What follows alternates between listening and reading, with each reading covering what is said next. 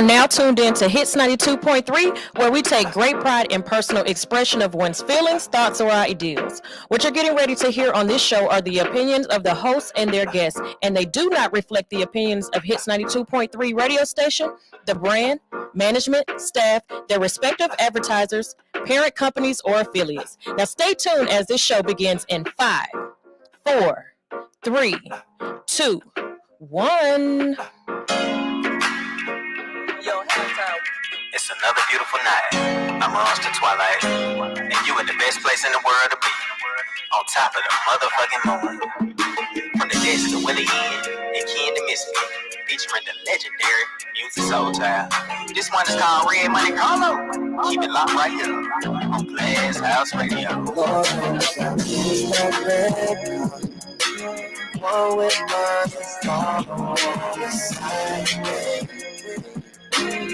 ain't gon' get dog that I used to cry, baby. Those were always on the side. I miss those The love, world renaissance, a whole cruise on Harlem Night. World musical, I had the privilege to see it twice. Name illuminated in lights, the future was kites. Starring my favorite flower pot made famous in life. She grew the concrete and blossomed right in front of my eyes. Loved her so much I became the character when she applied. We had an unforgettable season, the ratings were high. Stars with the love, with the light of the sky. Something happened in season 2 when we brought it all back. It was not the connection or even love that we lacked, but sometimes storylines change. It hurts when it's facts. I know that we ain't even talk, but I talk better than tracks. You were a renaissance, a whole cruise on all the nights. You were the breeze, you were the brush, you were everything right. Cheers to the love story that we were both in. Lord knows I missed the ride we both rode in.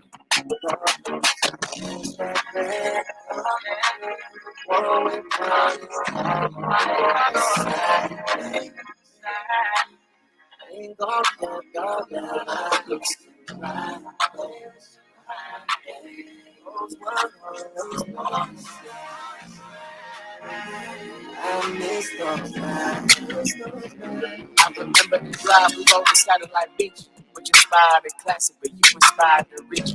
We did something for the city, bro. We taught them to love.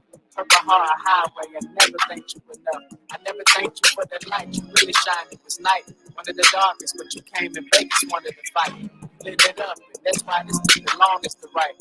Forever must be nice, but really is it life? I heard absence makes the heart grow fonder and fall back. I mean, we could have traveled, but the rough with a car day. It seems like time has got a hold of us. It's not letting go until we do. But who am I without the star of the show?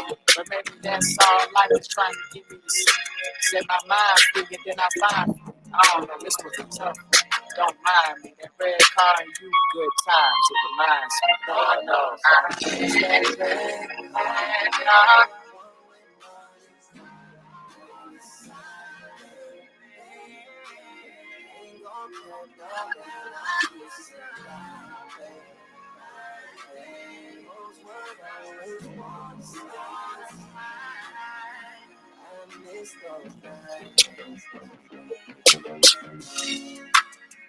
Color red.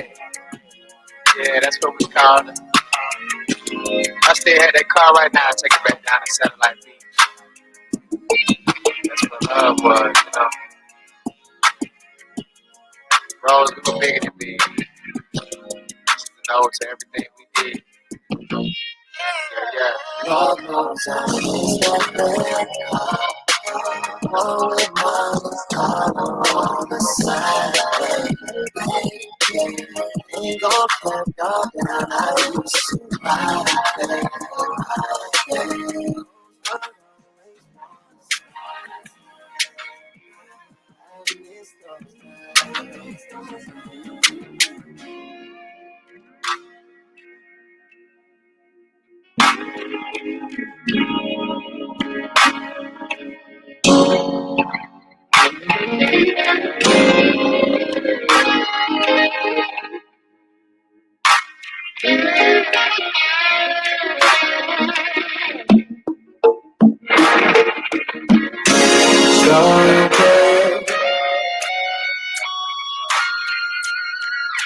Strawberry light, take good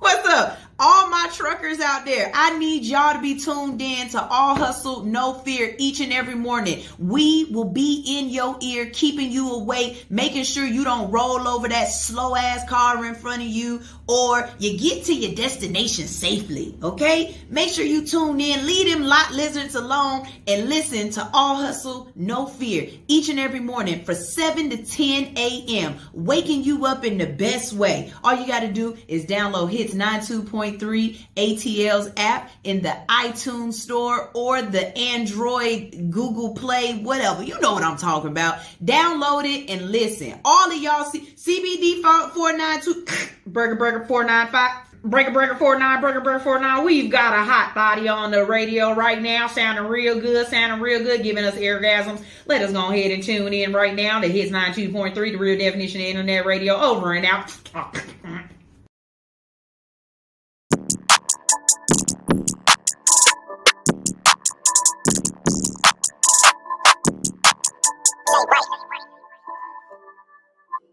Why would I be afraid of pressure, nigga? I grew up in pressure. I tried to tell him he himself he was too busy doing impression. I had to stop listening to niggas that was out here talking, they ain't had no message. I get directed to business. They don't want to see me with no pressure. And he trying to find him in heaven in the middle of hell. These niggas crazy, I bet he buy me tell. I'm on the boys like I missed it. Hit the block like I hit it. I been saving my girl, still raising my budget. But I'm still back in my budget. I sit back and I think when I'm bloody. The real niggas cry when they chopping up onions. It's gonna be a cold, rainy day in hell for all little niggas like you stop me. Better that extra kid can't stop. Nigga, my ass shut. You said God, said I'm praying for all my niggas to come home. These niggas sent home to watch you. I was praying for that dude to come home. These niggas sent home cars. I bet they playing with me. I already still the shit. These niggas saw traffic coming and went late in the street. You gotta wake up and make that shit happen that you got in your dream. If it's pressure that you apply, make sure it's on point like it came with a beat. Why would I be afraid of pressure, nigga? I grew up in pressure. I tried to tell him be yourself, he was too busy doing impression. I had to stop listening to niggas that was out here talking, they ain't had no message. I get directed to business. They don't want to see me with no pressure. I'm already out of the Beverly Hills, we gotta weather the chills.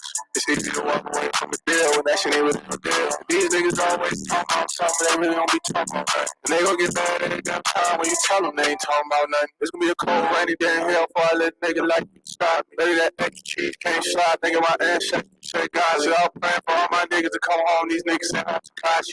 I'm praying for Larry Hoover to come home, these niggas sent home Cosby.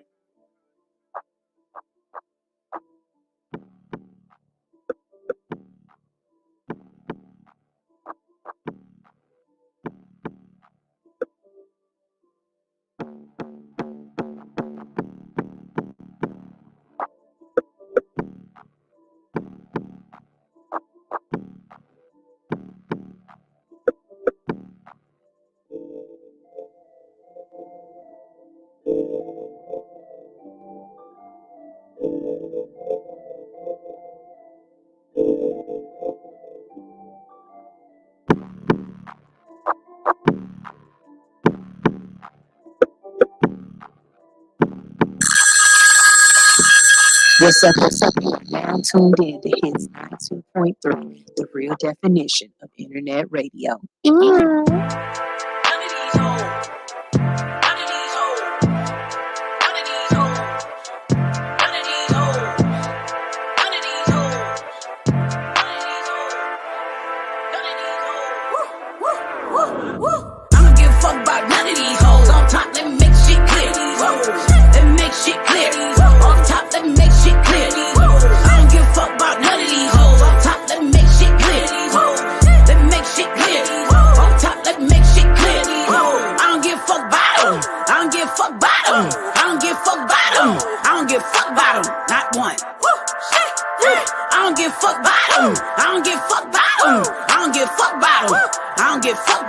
Not one. Come too far to be worried about a bitch. Run my bread, motherfucker, that's it.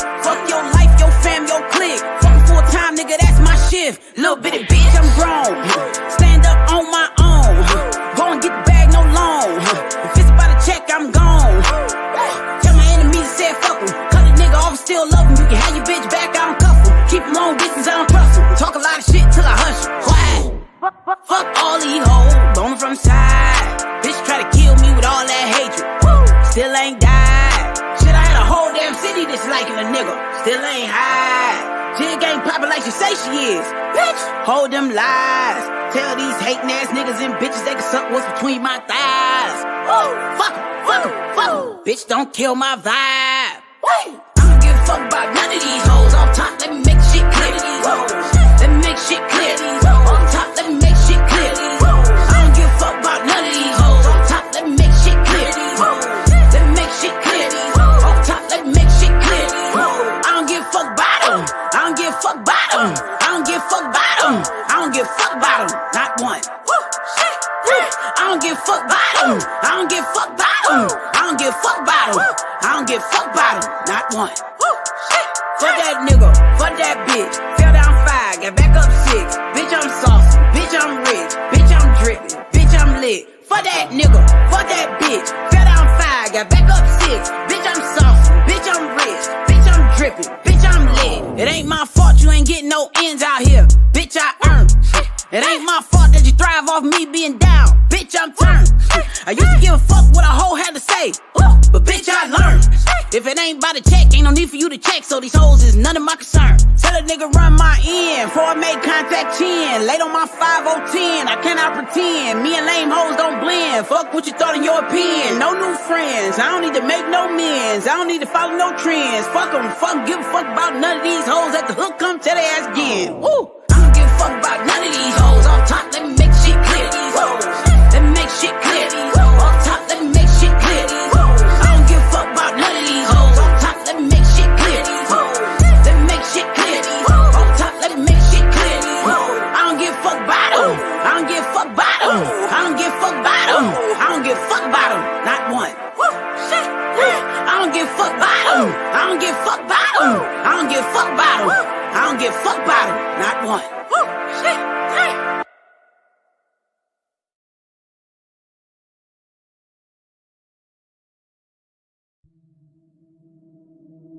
I just want to run my business and do ratchet shit with my friends, and that's it. That's it. That's it. You are now tuned in to All Hustle and No Fear with your girl, the Hood Unicorn. Come on, let's go. Back against the wall, last name against the ropes. Middle finger stretched, if you thinking it's a joke, tell my friend I'm about to blow, about to blow, about to blow, about to blow, about to blow, about to blow, about to blow. I'm about to blow up, baby. What's up? What's up? What's up? It's your girl, the Hood Unicorn, here on Hits 92.3, the real definition of internet radio. Starting that moon countdown. That's right. We are counting down to 500 episodes. Hold on. I can give myself a round of applause on this one. Yes, baby. Yes. All Hustle, No Fear has been on the air now since 2019, and we've been killing this thing. We've been growing, and we've been glowing. 2-bar baby in this biatch. And on Thursday, we will have our 500th episode. So for everybody out there who can hear my voice, I'm going to be saying this all day. I don't care, and I don't play. If you want to be in the studio, definitely let me know. I'll shoot you the address, but I'm also going to do a Instagram today, letting y'all know, you know what I'm saying, where we at and how to get up in here. We will be here early in the morning, starting things off. And I'm telling you right now, don't come through if you ain't trying to do what we do. Okay? Because let me tell you something. All I want to do is run my business and do ratchet ass shit with my ratchet ass friends. And that's it. All right, we're going to have a good time, not a long time, but we gonna have some fun up in here. So make sure if you want to come celebrate with the Hood Unicorn, you can. If you can't be in the building, but you still want to celebrate, you still want to show support, go ahead and go to allhustlenofear.com, go to paraphernalia at the top, and get you your All Hustle No Fear gear, okay? Baby. We start this day off each and every morning by doing what? Motivating the hell out of you. Why? Because you need to start your day off with some positivity. Because Somebody opened up the portal and Sam and Dean haven't closed that bad boy off yet, okay? So, until then, we gonna do what we gotta do to get through what's going on with the rest of the world, right? And I had an epiphany. It's a way for me to get you guys to understand something, okay? I love hyperboles. I love what's them things called? I got a brain fart. Anyways, I like using storytelling to get my point across. Proverbs, if you would like. And I had an epiphany this weekend, and it really kind of just sat with me for a little bit. So I'm gonna throw it at you, and hopefully you can catch it. And if you can't, come back again, and maybe it makes sense later on for you.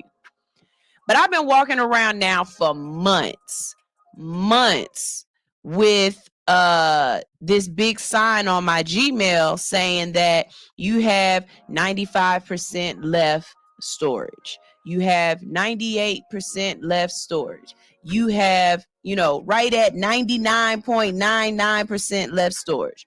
So what did I do? I upgraded my account. I bought more storage. Now, if you don't know this about me, let me be very clear.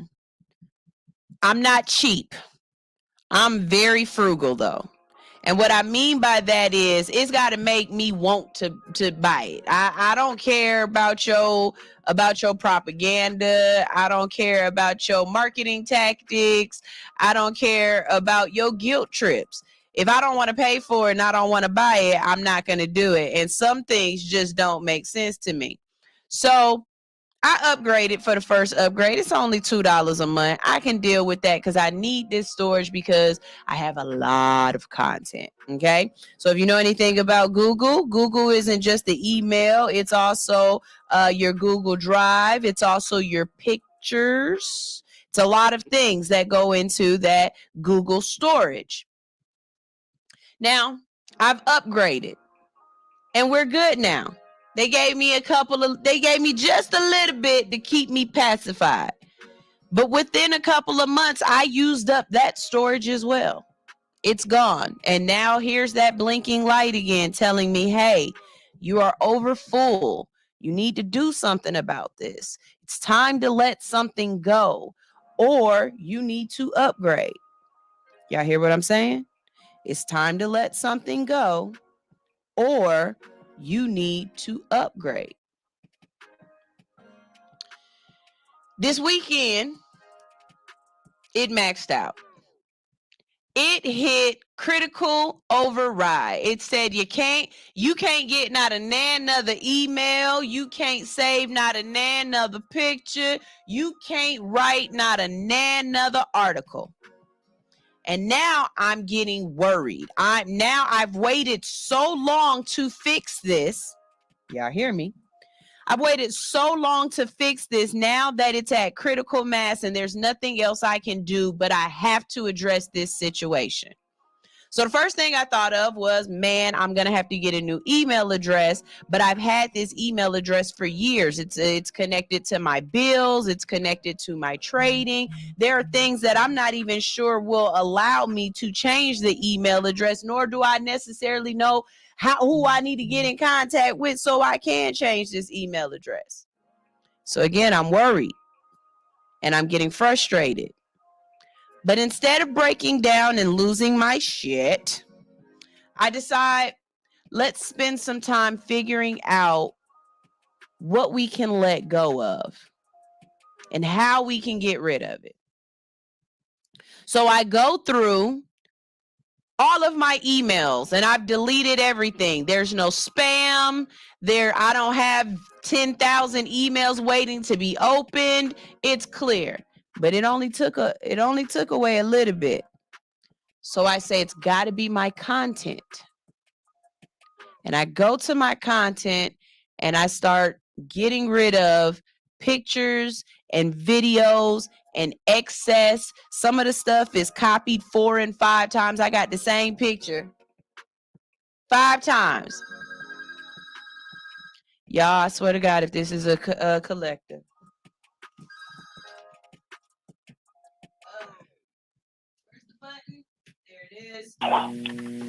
All hustle, no fear. How may I help? Hello? Don't make me whoop your ass. Okay, if you're gonna whisper, speak up. I don't have time to play games. I'm on the radio live. I will hang up in 2 seconds. What's up? Don't make me whoop your ass. Because, see, I don't have time for people playing games. Okay, so as I was saying, I started going through and I started getting rid of things that I was holding on to that I did not need. They were unnecessary. They weren't useful for me. So I started to delete, and I've deleted and I've deleted and I've deleted. And then I realized after getting 2 years into these deletions that I was holding on to things that were unnecessary for me. I didn't need them, and they were filling up my storage so much that they were burning it and holding it down. What I'm saying is, what are you walking around carrying that you think you need? That you've just been carrying this for so long that it has your storage filled up to the brim, and you might not be able to accept anything else. And I'm not talking about people. I'm not saying that, are you holding on to people necessarily? Are you holding on? You might be holding on to ideas. You might be holding on to something that is burdening you down, and you need to release it.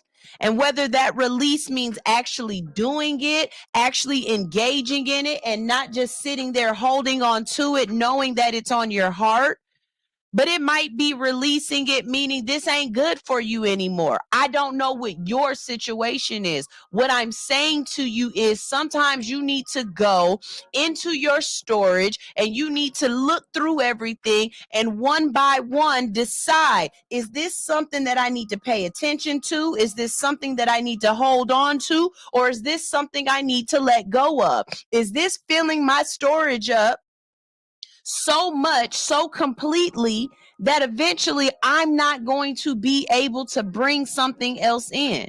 I'm gonna tell you something else. Some of y'all hold on to every single little thing that happens to you, and you can't let it go. And it's not allowing you to move forward because you have so much baggage that you're holding on to in your storage. I went through some of these pictures and some of this content, and some of it, yes, I cannot get rid of. Oh God, the pictures of my babies, I will never, can't get rid of those. But you know, couple pictures I might have messed around and sent to my husband from a weird angle, you know, like a quick little, we can delete that. There's no reason to hold that. All of those screenshots that I have for no reason, we can go ahead and delete those. All of those weird ass, you know, mini videos that I took that was just in the moment, but that I never did anything with them and knew I wasn't going to do anything with them because it wasn't y'all business. But in the moment, I thought it was. I deleted all of that. Go through your mental Rolodex and your mental storage and decide, what are you hanging on to that is not necessarily necessary for you, that you don't need, and release that storage. All right. So hopefully that helps somebody out. Hopefully somebody out there got to hear a word that they needed. We've got a great day planned for you today. I'm in here early today because I have a guest on day. I've decided. So just working things out. People who've been with the show, you already know. I've been taking my daughter to school in the morning, and I'm enjoying it because, you know, we like that little time. We get to talk and everything like that. But I've got a great guest coming in today, and he used to have a show here on Hits 92.3, but he's moved on with his life to do other things, which is amazing, and I'm very, very proud of him. but we're going to have a real mental conversation about mental health today. So hopefully you guys will stay tuned for that. It's also Monday, and you already know on Mondays we got plans. What do we talk about on Mondays? Well, one of the things that we talked about is who got fired, okay? And I found this absolutely positively hilarious because what do I call it? I call it, bruh, I got fired. One of my first articles that we're going to read to you is about somebody who got fired for saying bruh. Okay. So I thought that was absolutely hilarious. We also have got lunch money, cocaine delivers, and later on in the day, we've got boss moves. On boss moves, we've got a TikTok timeout.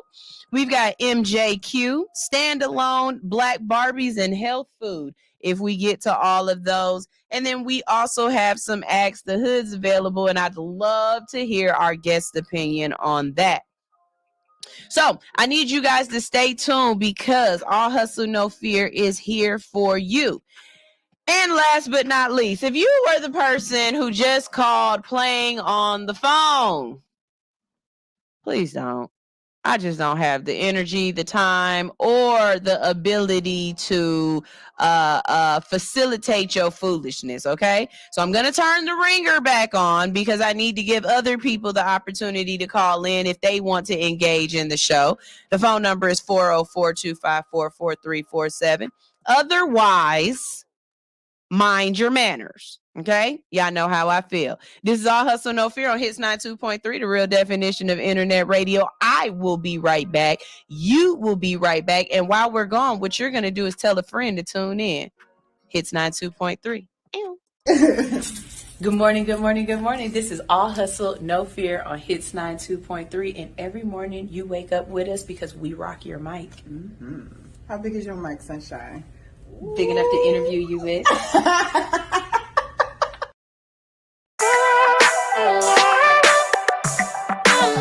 DJ Monte.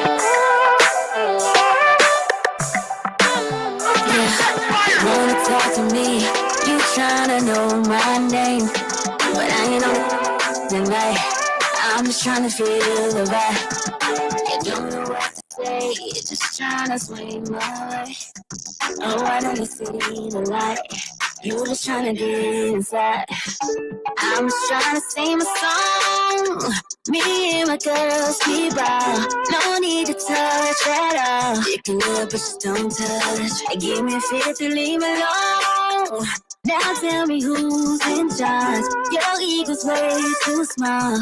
I know you wanna be nice.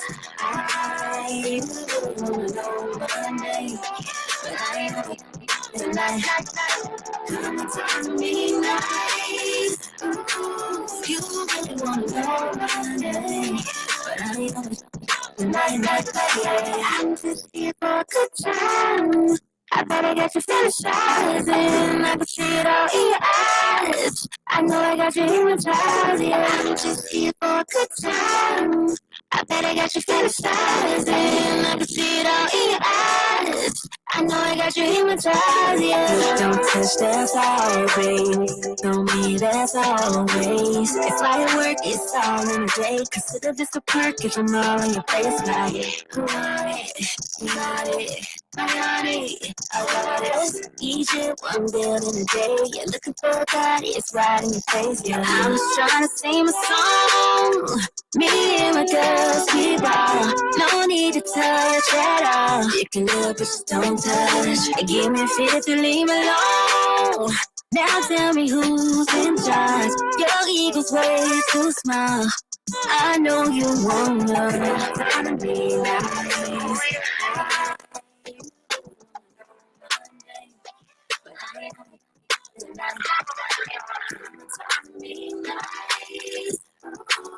You really wanna know my name, but I ain't I'm just here for a good time.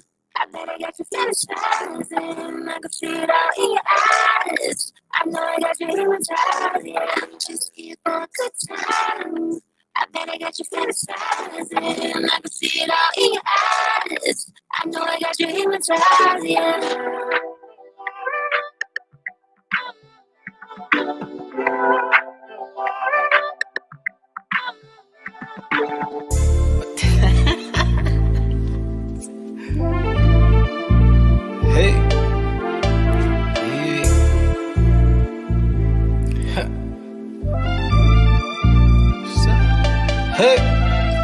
life I live, you couldn't wish it, nigga. Stayed down, seen a bigger picture. Outside since a little nigga, just a solid kid, but I'm built different. Ocean views from the fucking ride. No gimmick, just a dope vibe. Huh? You can be first class. Yeah, it don't matter, I got plenty of time to spare for you. Yeah, that's if I care for you. Deadlines. Yeah, it don't matter, I got plenty of time to spare for you. Yeah, that's if I care for you. It's dope. I said,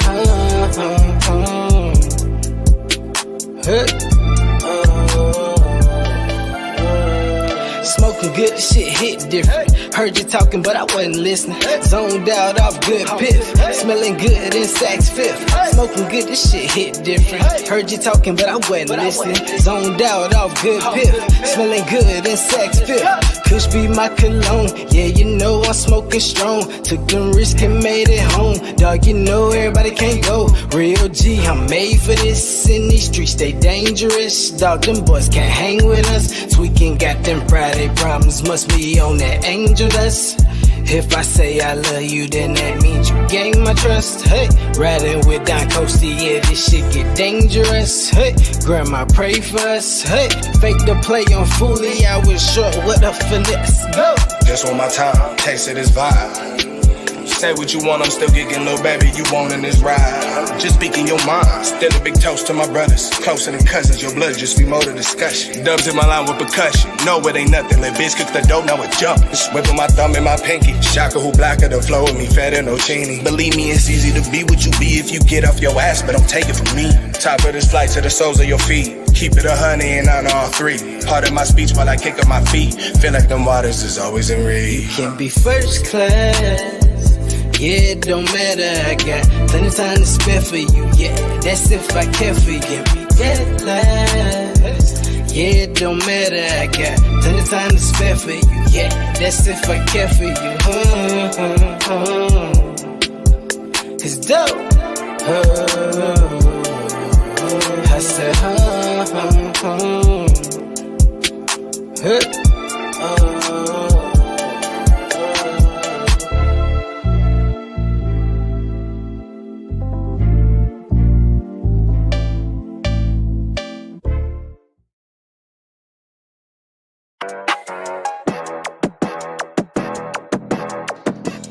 Hey, the secret's out. Hits 92.3 is now accepting submissions for brand new shows. That's right, you could become a radio personality right here on Hits 92.3, the real definition of internet radio. You don't have experience? That's okay.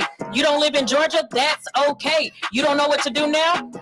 Now that's not okay. But your girl is here to help you out. Email us today at hits923newshow@gmail.com and tell us about your potential show with Hits. Again, that email address is hits923newshow@gmail.com. Don't be last. The slots are filling fast.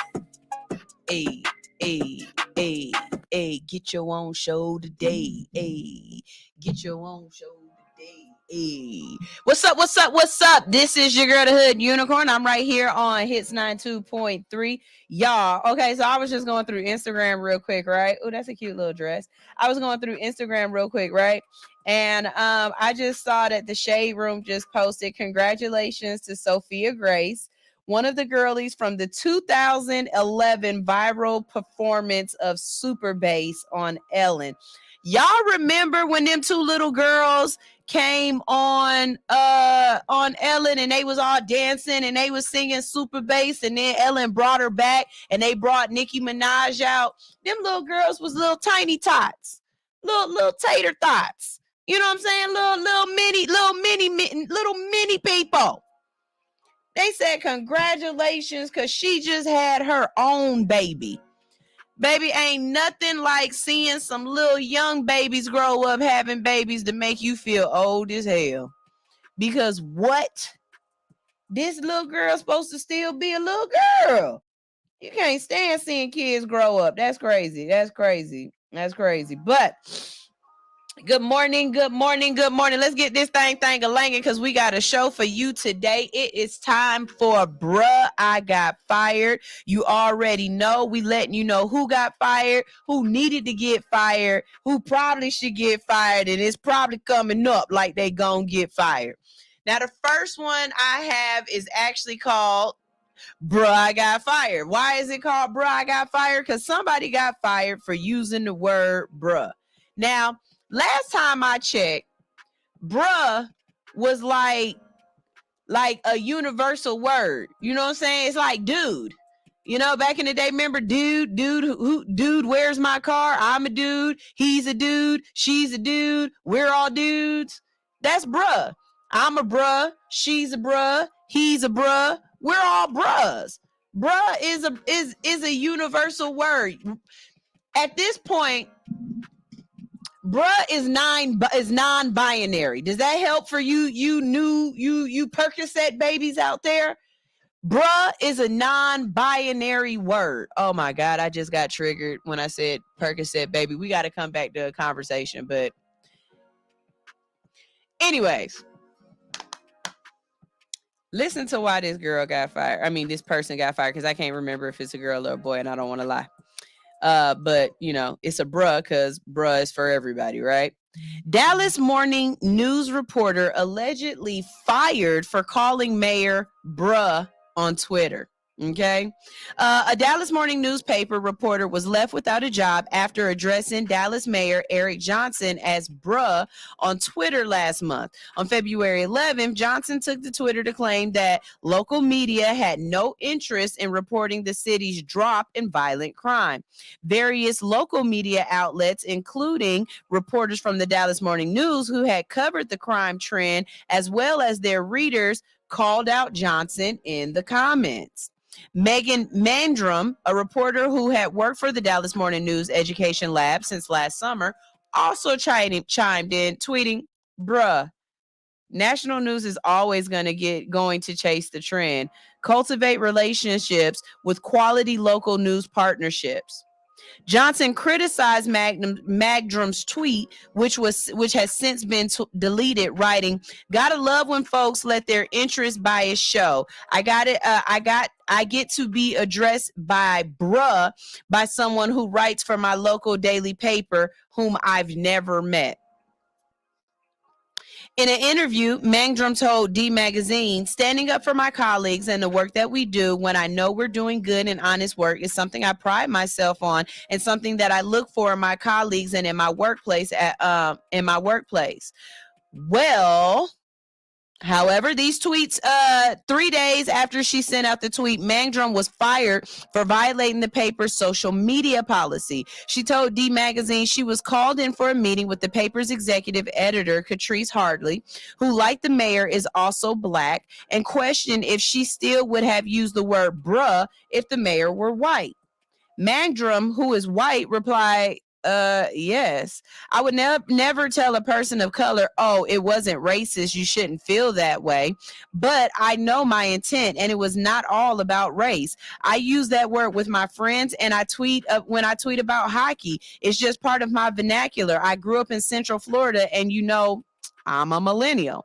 The meeting occurred the same day the Dallas News Guild held a union protest that Magdrum participated in and helped organize. Despite her firing, she continues to support union activities. In an email statement, Magdrum wrote, "I thought, though I'm devastated to have lost my job, I am disappointed with how management escalated the issue since I had never been disciplined or in trouble at the paper before. I think it is one alarming incident in a broader story of the challenges facing journalists at the Dallas Morning News and the company's union busting efforts."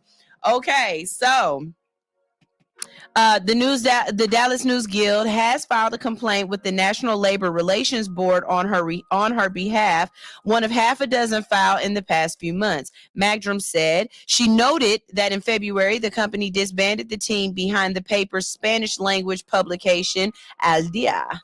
The affected reporters were assigned to new departments without any input or options, she wrote. They happen to be some of the paper's most underpaid staff members. All right, I'm not going to keep going on anymore about this. You can keep reading this story if you want to. It's on let me not lie to you guys. Oh, Dallas. I got it off of the Dallas Papers website. But this is the thing. Our kids, and not just our kids, hell, I'm a millennial. I say bruh. I call my husband bruh. Like it's vernacular, it's colloquial, it's the colloquialisms that we use in our speech. And I think it's just we have to ask ourselves what social media platforms are in what ways. Like every social media platform has its own personality. It has its own feel to it, right? When we get on Instagram's a little bit more fun. Instagram's a little bit more laid back. It's a little bit more like, hey, look at my life, but also buy my stuff. Facebook is more like a long story form, right? Like you can write out a whole 8 paragraphs worth of whatever you feel, and somebody is probably going to read it. You know what I mean? You can post your stories. You can post, those reposts of the videos you've been watching on YouTube, and you can like, hey, look at this conspiracy theory here. You can see what's going on with your family members and everything else. And then you've got Twitter, and Twitter is the wild, wild west. And on Twitter, you can see ass, you can see peen, you can sell, you can buy, you can say what you need as long as you only have 100 and whatever characters, right? But is bruh really so bad? Like there were so many other things or so many other ways that she could have addressed this person that could have actually been disrespectful. Let's talk about the news reporters who referred to Michelle Obama as a monkey or an ape or whatever they were saying about her. I don't think they got fired as fast. As a matter of fact, I don't think they got fired at all. I think we pulled up hey, this sucks. This isn't cool, and that was just it. I don't feel as though this girl should have been fired, and I absolutely agree with her. I do not feel as though this was her racism showing at all. I believe this was her age showing. She put herself in a place where she was extremely comfortable because she was tweeting, and I would really like to know the extent, because I haven't had to sign a social media contract yet, like saying that because of social media I will or I won't say things, or I will and won't represent the company however ways. I've got freedom to say whatever I want to say, and it's just gonna land back on me, right? But I would like to know the vagueness, or how strict is this policy, because I'm a journalist. I should be allowed to respond to things going on in my city. And what she said was absolutely correct. Hey, sir, we're going to chase the national stories. And if you don't feel as though you've been highlighted enough, or this particular story is getting the traction that you need, why don't you go ahead and partner with some people who can make this happen for you? You need to build and cultivate your relationships. I think this was taken entirely too far. And I don't even want to say out of context. I want to say it was more of a situation of, boomer, you tripping. And I don't even think the person who she was addressing was a boomer. I just think that you're coming off as that. I don't see this as one of those times where I am in agreement. Tam Spader, Tam Spader said it was the context, not the word. Mayor doesn't like to be held accountable. Okay, I'll take that. King Improvement Solutions said, irony of this story is the first thing I said after hearing this was, bruh. Like, come on now, bruh. This don't make no sense. And I'm with y'all. I'm absolutely with y'all with that. Greenfinger Said the world is so damn sensitive. We are in a soft time filled with soft people. When hard times come, we are screwed until hard people come forward. I absolutely agree with that as well. You know,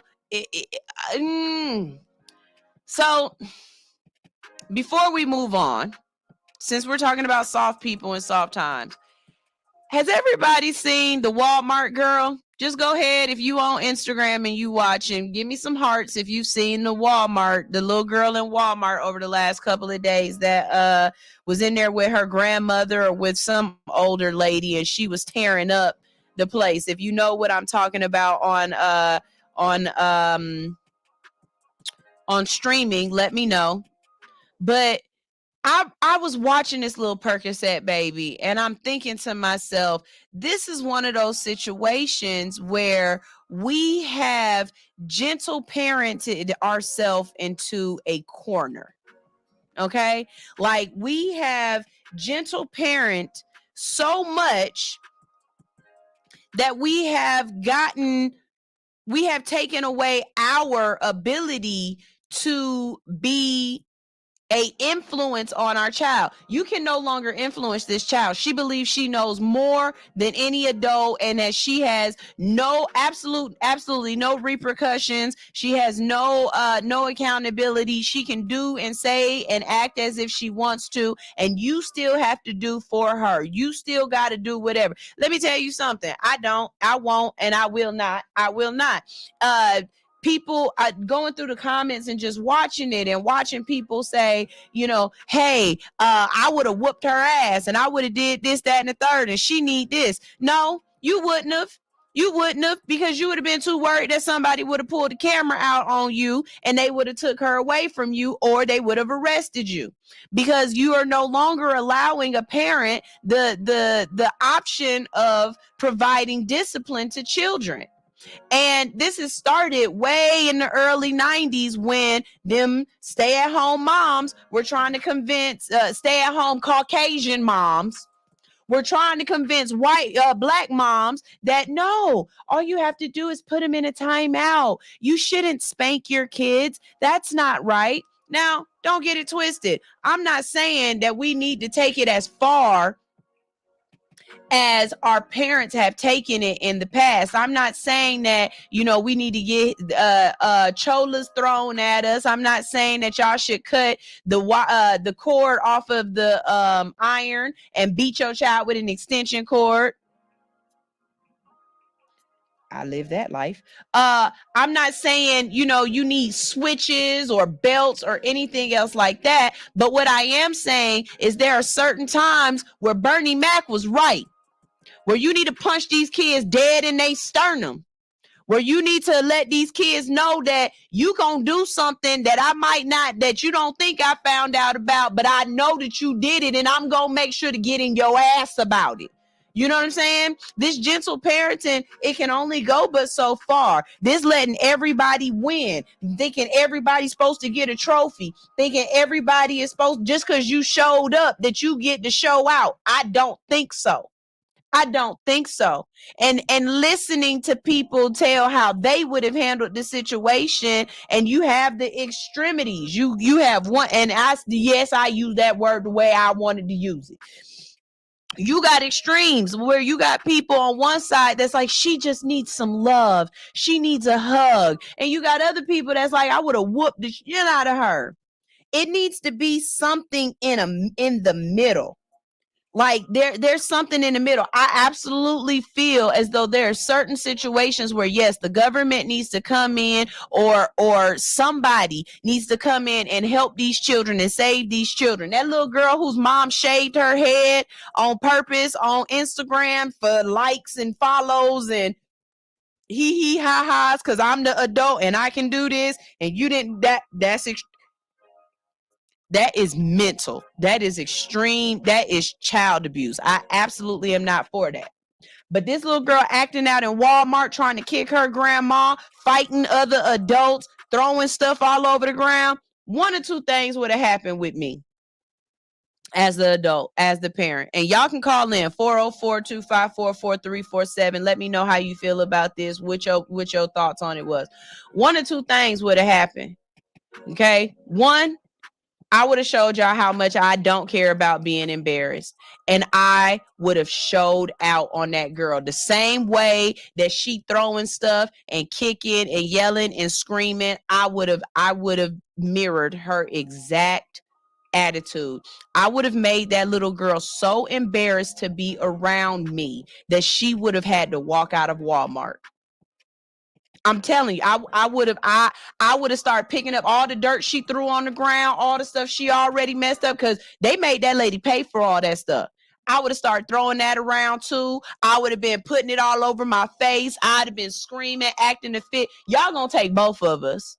Y'all gonna commit us, because what you not gonna do is you not gonna sit up here and think that acting like this is gonna stop me from having getting in that ass. I'm gonna let you know that I'm just as crazy as you are, and if nothing else, I am crazier.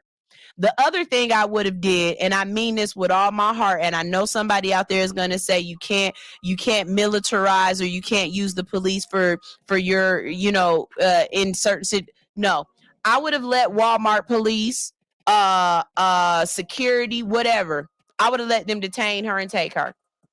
Period and point blank. And when she asked for my help, I would have walked out. I would have walked out the store. I'm not saying I would have left her, but I would have definitely allowed her to feel the consequences of her actions. Because as an adult, if you would have been doing that, they would have scooped your ass up. So there's no reason why you need to be in here acting like this. It just don't make no sense. And whatever it is that she wanted, whatever it was that she was trying to do or whatever, you're not being heard, ma'am. There's a time and a place to be able to explain to these kids and talk to them like they got sense. But when they acting like they ain't got no sense, that's not the time and place to do it. Now, my mama would have simply just pulled off her dog. Y'all remember this? Hold on, wait. I'm about to, somebody gonna get triggered. But y'all remember this sound right here? What? This, I could have heard this sound from the other side of the playground. My mom put it. Oh, you hear that? And you get right in your system some motherfucking quick. The way I would have walked up to the aisle that had the damn belts on it, and I would have pulled me a belt and started clack-a-lacking that thing, letting that little girl know it's about to go down digital one way or another. It's gonna be me or you. This is the problem with a lot of Percocet babies. This is the problem, and the problem is that they have no fear. They have no fear of adults. We have taken away the one thing that you need as a parent, and that is the authority to reign over your child. If you are not the authoritative figure in your household, trust me, your children will let you know. I have said multiple times before, kids are like pit bulls. If you don't socialize them, and if you don't let them know that you are the alpha, someday they will turn on you. Period and point blank. Have you ever seen a pit bull that doesn't have a leader in the house, that doesn't have the alpha? What happens? That dog runs that house.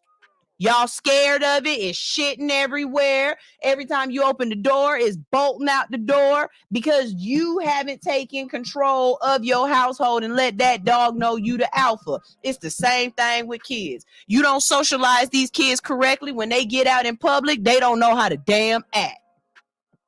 This is a problem, y'all. And these kids is going to grow up and they going to be the ones ruling the world while we sitting in the doggone nursing homes asking somebody to massage our booty because all we've been worried about is implants and looking good. And we not worried about how we raising these children. We too busy trying to make them in the image of ourselves, and we not allowing them the grace and the chance to grow up and create themselves in the image of what we think a person is supposed to be in society.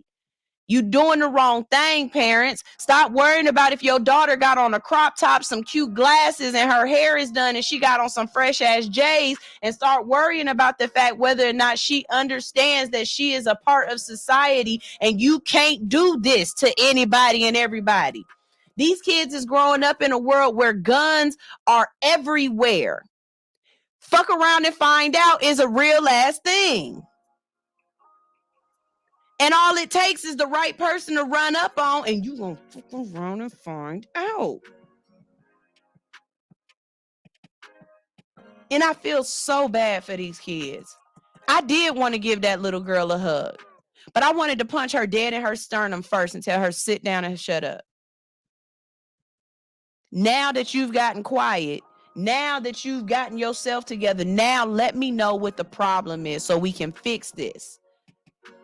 But I just don't get it. I don't get it. I don't get it. I don't get it. It couldn't be me. It couldn't be me. Greenfinger said, I'm a grown ass man. My mama will still kick my ass. My kids will catch an L faster than I ever did. Cameras be damned. Baby, I miss the days where grannies used to pinch you in that little soft part of your arm or that ear pull. You ain't need nothing else said to you. You ain't need nothing else said to you. But these kids are violent. These kids are ruthless. These kids have no care about life. So gentle parent them if you want to. Gentle parent them if you want to. These kids, you trying to treat kids the way you want it to be treated. But these ain't the same kind of kids. We had respect for teachers. Did you see the video of that little boy run and doggone Donkey Kong that doggone teacher? He laid that lady out and continued to beat on her. I have never in my 12 years of high school, of formal education, have I ever seen a student put their hands on a teacher. Never. I have never witnessed anything like that while I was in school. And I went to school in 3 different states. These kids are out of control. And if the children are out of control, it is not the children to blame. They are not the ones that have to teach themselves. We are the teachers. So the blame lies on us. The blame lies on us. Okay. Let's go ahead and go to this next one. Cocaine drivers. Woo! This is one for the money. And I'm just like, y'all care about y'all jobs just a little bit? Not at all, do you? 5 people in Texas. Move. 5 people in Texas, 2 of whom work for UPS, have been charged with trafficking cocaine via shipping packages.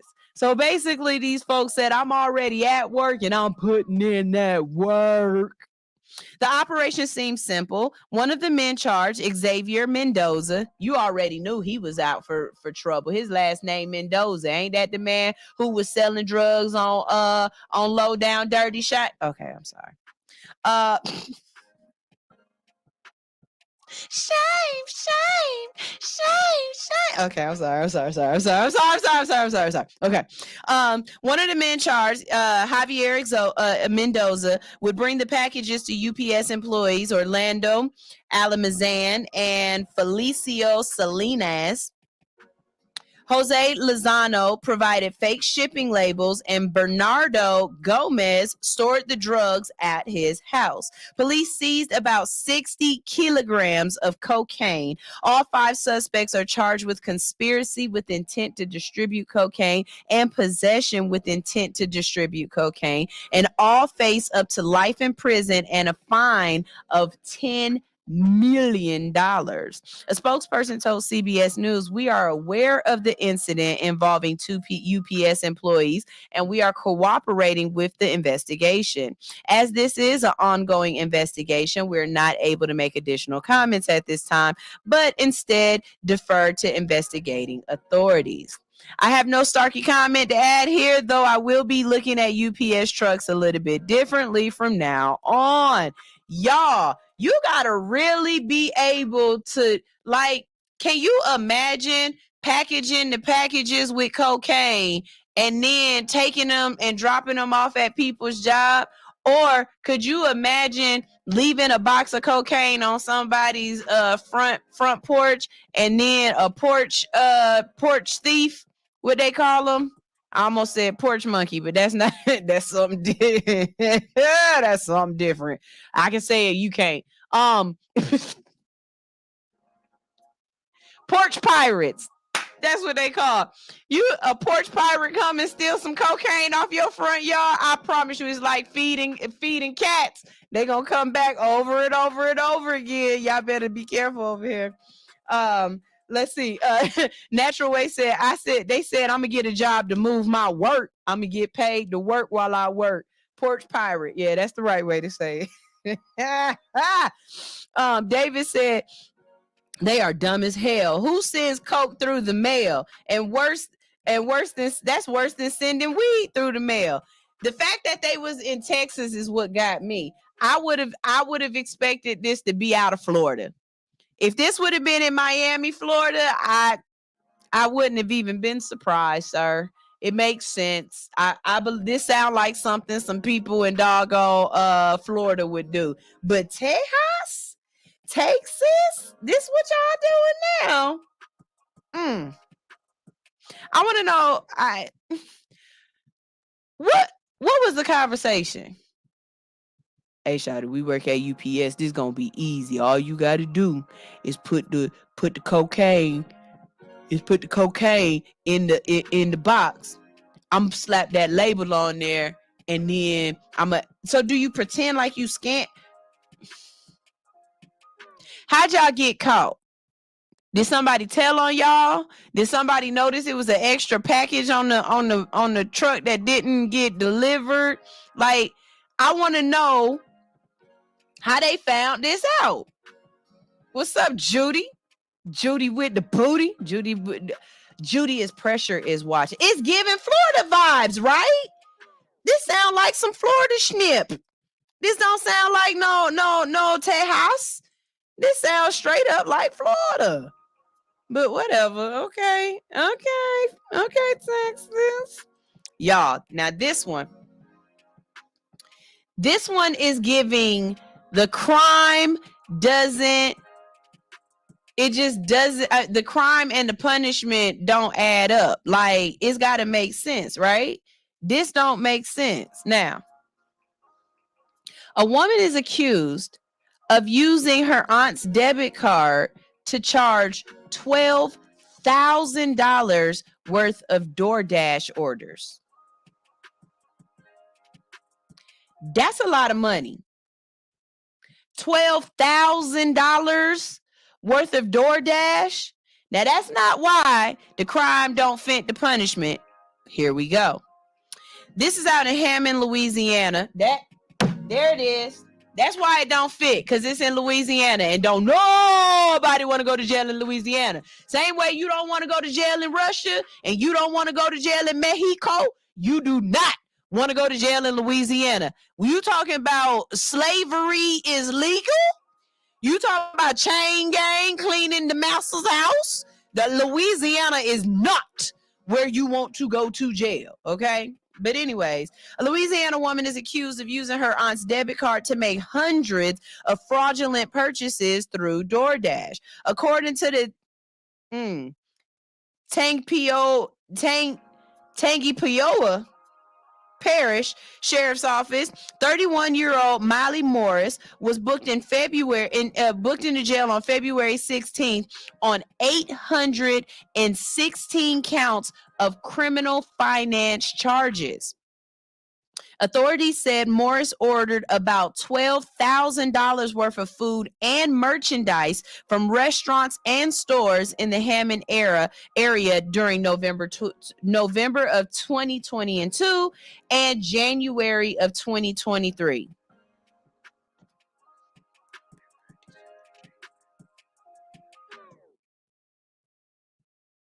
Yeah, I'm counting right.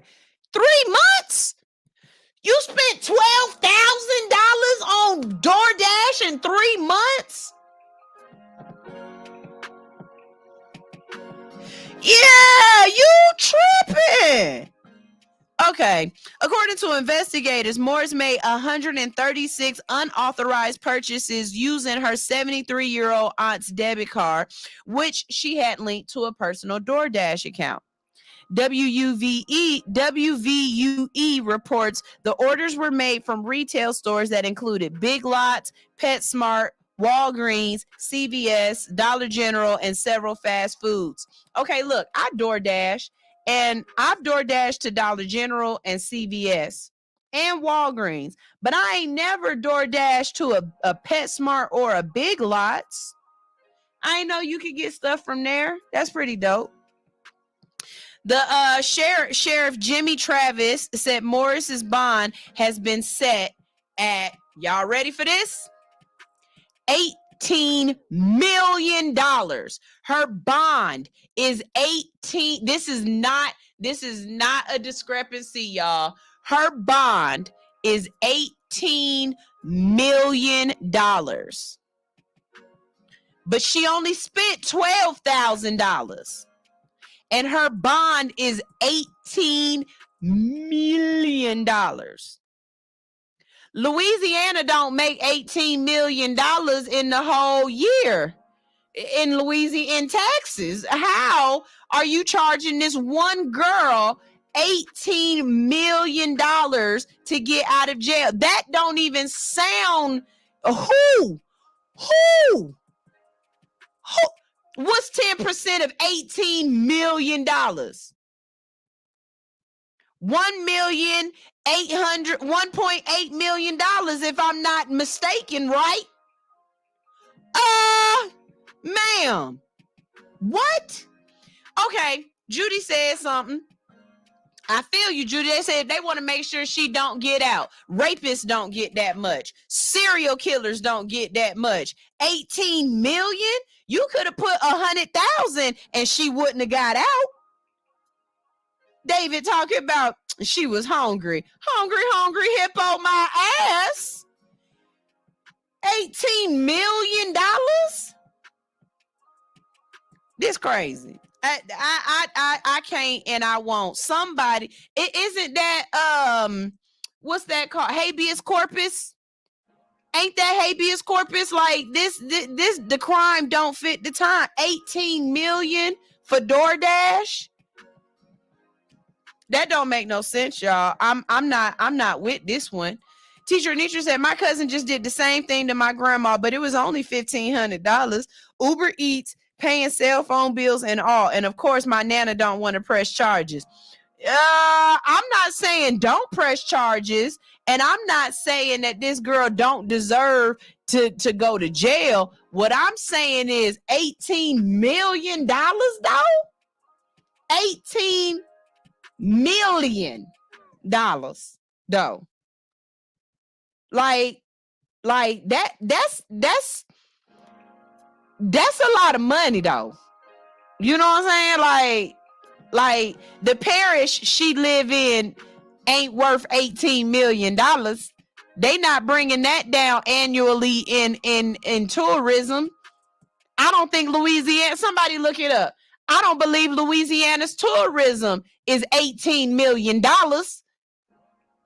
What? Like, I'd rather she get her ass whooped than that, sir, is excessive. Now that's some make sense for real. That's what it should have been under, is make it make sense. Let's see. Judy said they did it based off of her charges.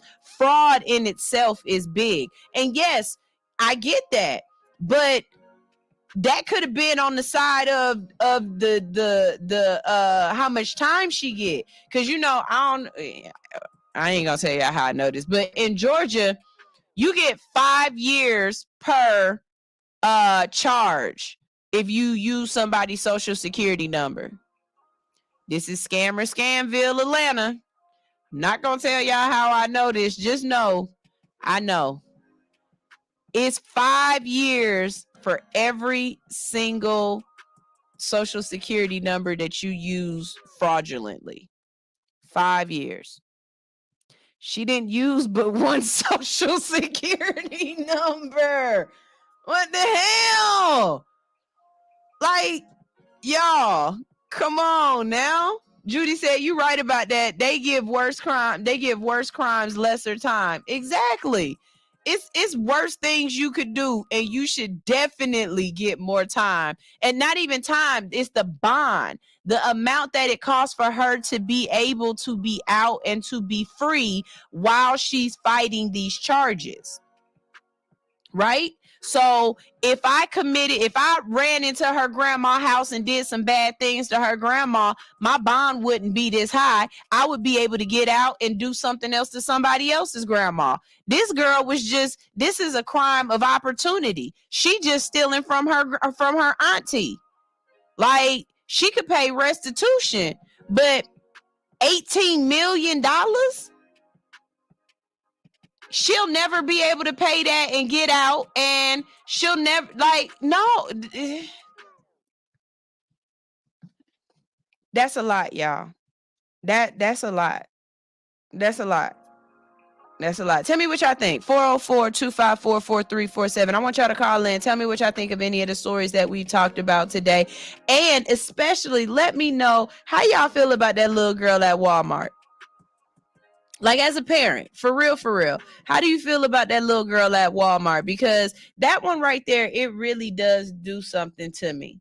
Because I'm telling you right now, this isn't going to stop. This is going to get worse. And our kids need to be educated. If they're doing this outside the home and the things that they're doing to teachers, right? Eventually, nobody's going to want to teach our kids. Everybody gonna have to homeschool their kids. And if everybody homeschooling their kids, remember that part when I said you have to socialize these kids for them to be, we already got issues. We can already see what it's like when kids don't leave the house and don't get socialized. How do we know? Look at everything that's happened during COVID. People got anxiety, can't talk to people, can't look each other in the eye, barely can work in the office, don't know how to interact with other people, all because y'all just want to sit at home all damn day. You know what I'm saying? Y'all want to insulate yourself. Humans are social creatures. We are social creatures. You have to learn how to interact with other people. You know what I mean? And obviously, this little girl has not learned how to interact with society, how to act right. No one has taught her. And you can't allow TikTok, Instagram, Facebook, hell, Glee, and whatever else the hell your kids is watching on TV to teach your kids how to act and what is normal and what is satirical. I'm gonna tell you another thing that it really bites my ass and makes me itch. These folks that's doing pranks on people or walking, it's Percocet babies, because crack babies, they know what fuck around and find out means. But these Percocet babies who come up to people and what's the little black girl? It's a little girl now. She does it, and she walk up to people and she just say something crazy like, "So what you want? What you got something? You want something?" And then people like, "Who you swelling up on, little girl? I'll whoop your ass." And then all of a sudden it's like, "It's a prank. It's a prank. I'm just playing. Hey, look, I'm going about my life. I got way too much stuff on my plate right now to be the butt of your playing. You see what I'm saying? The guy that's walking around with the blow thing, it's a new one. He walking around with this leaf blower or whatever, right? So then he walk up to black women. It's a white man. He walk up to black women and then he leaf blow they wigs off their head and sucks it into the blower. And then when they flip the hell out, all of a sudden, "It's a joke. It's a joke. I'm just playing. That whole boot gang shit. Y'all, keep being a Percocet baby. Way too many people carry guns. Way too many people have been possessed by the demons that Sam and Dean ain't sealed back into the pits of hell yet. Y'all keep playing with these people and you gonna film yourself dying. You gonna fuck around and find out. Y'all remember them clowns that was walking up on people in the middle of the night? Okay, get shivved. Get cut. Keep coming to the hood thinking people in the hood got time to play games. Play games with people who got disposable time. People in the hood don't have disposable time. We don't have disposable income. We don't have disposable time. Keep playing with me, and you gonna F around and find out. Y'all need to stop playing these games. Y'all need to be socialized, because this ain't funny. This ain't fun to none of us except you. And then you put it on the internet, and the other people that's laughing, they gonna be the ones that ain't at your funeral. Ain't none of them gonna pay for your GoFundMe when your ass get hurt. You gonna be in the wrong place at the wrong time and mess with the wrong person, and you gonna F around and find out. Trust and believe. Trust and believe. Y'all, we got to go ahead and go to break real quick. When we get back from this break, our guest is in the building. Yes. Do you want me to refer to you as the name I know you as, or as your government name? Because I want to be respectful. Government name? Okay. So in the building, we have Orrin Carter. That's right. Orrin will be in here. We're going to be talking about mental health, which it actually falls right into what we've been talking about, because y'all is mental and y'all need to get healthy. Here's some problems. You know what I'm saying? But we're going to talk about relationships. We're going to talk about mental health. And what's up, instrumentals? Oh, instrumentals is here. Hold on. Wait. I got to, since we about to play some music, he right on time. Let me go ahead and find my my mixes, and we going to play a DJ instrumental mix. There go one right there. Yeah, that one's short. Wait, is that the one? Nope, that one don't work. Let me get this one. There we go. Oh, that's not gonna play. DJ instrumentals, my they don't. Oh, they all say error. And I need some new instrumentals from you, because these ones ain't pulling up right. Let's see what this one play. Nope, that's not gonna play. Damn. Y'all make sure y'all check out my favorite DJ. That's DJ Instrumentals. Ooh, he's so lovely. I love him. Anyways, we're going to come back and we're going to have a good conversation. So if you want to be a part of the conversation, all you got to do, 404-254-4347, or I'm going to drop the link, okay? Remember, when I drop this link, please have your goddamn clothes on. Don't be up here being naked, because my YouTube will get cut off of that, okay? Be a part of the conversation, and let's really talk about some things, okay? Let's get y'all head right. This is All Hustle No Fear on Hits 92.3, the real definition of internet radio. The song up next, I'm really loving this song. I really am. This is by KK the Don. This is Guap. We'll be right back.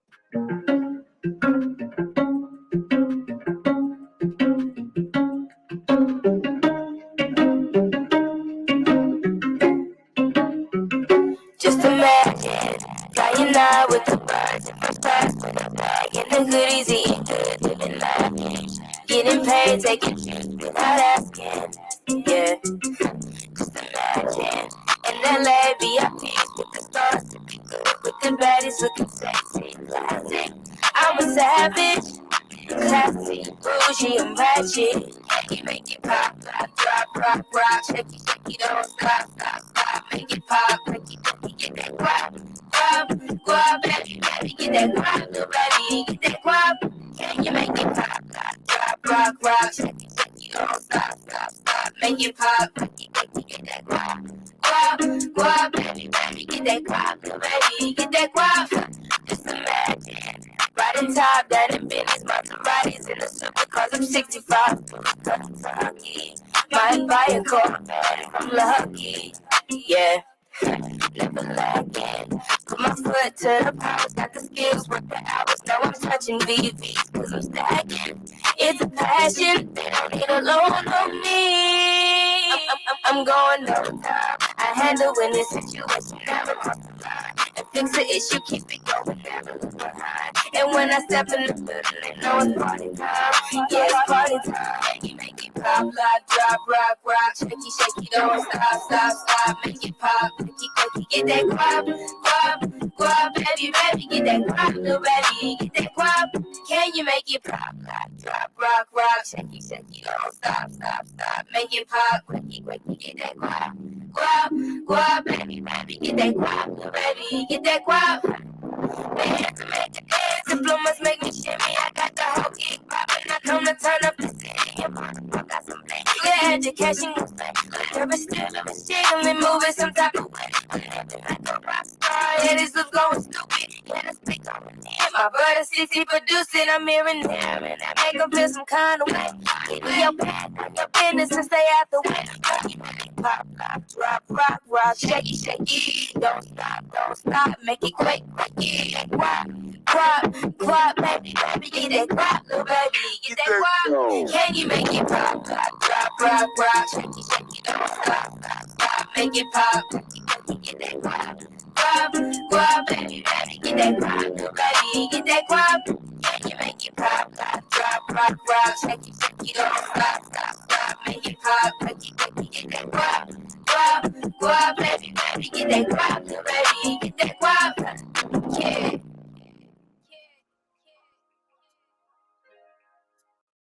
Are you in need of some tattoo therapy? Visit Studio 219 for your next tattoo or piercing. Studio 219 is located at 1900 Piedmont Road in Atlanta, just 1 mile from the Lindbergh train station. Studio 219 is open Monday through Saturday from 12 p.m. to 9:30 p.m. and closed every Sunday.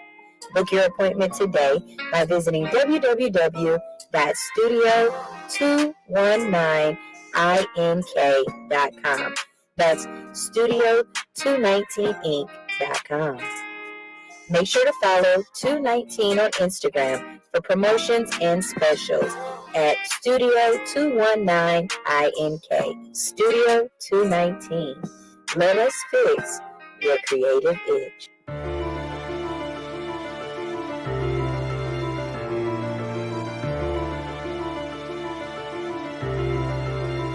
Forever rolling. Lately I've been feeling kinda strange, chasing after bills. It's gonna be much cheaper if you go and use a vacuum seal. It's gonna be a long trip, baby. Pack a meal. We tryna get all these shits up out of here. I hope you heard me crystal clear. You looking at an MS? You gotta put the work in if you wanna have a big check. Stepping on them bitches, put them hoes in the prisons. And once we put them bitches on the road, you know it's Nizak. Big boy ballin', riding on 64. With a trunk full of peas, I done been here before. Making plays all day, I'm getting money galore. Pumping gas, I don't even know the prices no more. Way before the big time, I been cool. Man, I'm talking way back before I had juice. Since I was 16, I can make drugs move. That's when I found out I was a money getting fool. I've been trapping, I've been rapping, I've been trying to get to it. Ain't no Ellen in my rapping, baby. I just do it, just do it. I got guns in every city that I go to. And you can try it, pussy nigga, if you want to. Lately, I've been feeling kinda strange, chasing after bills. It's gonna be much cheaper if you go and use a vacuum seal. It's gonna be a long trip, baby. Pack a meal. We tryna get all these shits up out of here. I hope you heard me crystal clear. You looking at an MS? You gotta put the work in if you wanna have a big check. Stepping on them bitches, put them hoes in the prisons. And once we put them bitches on the road, you know it's Nizak. First we grab them, then we put them on the road. You know what's next. We gon' stay down for a month and we gon' take off with the check. We gon' shoot home and re-up and we'll be back. We got the next. We gon' take off from Virginia. We gon' post up in the Lex. We gon' get a stack of stash and I'ma spend some on my neck. I'ma get right on your ass. You ever play with my respect? I caught a nigga lacking at the club and beat him half to death. Same shit that make you laugh and make you cry, and I laugh at that. Police hit the lights, I hit the gas and pulled off in the vet. Boy, I got 50,000 on me cash, I'm posted in the jet. I really got my name from putting work in out the internet. Cause all that do is get them people clues and I ain't into that, no. Lately I've been feeling kinda strange, chasing after bills. It's gonna be much cheaper if you go and use a vacuum seal. It's gonna be a long trip, baby. Pack a meal. We tryna get all these shits up out of here. I hope you heard me crystal clear. You looking at an MS? You gotta put the work in if you wanna have a big check. Stepping on them bitches, put them hoes in the prisons. And once we put them bitches on the road, you know it's Nizak.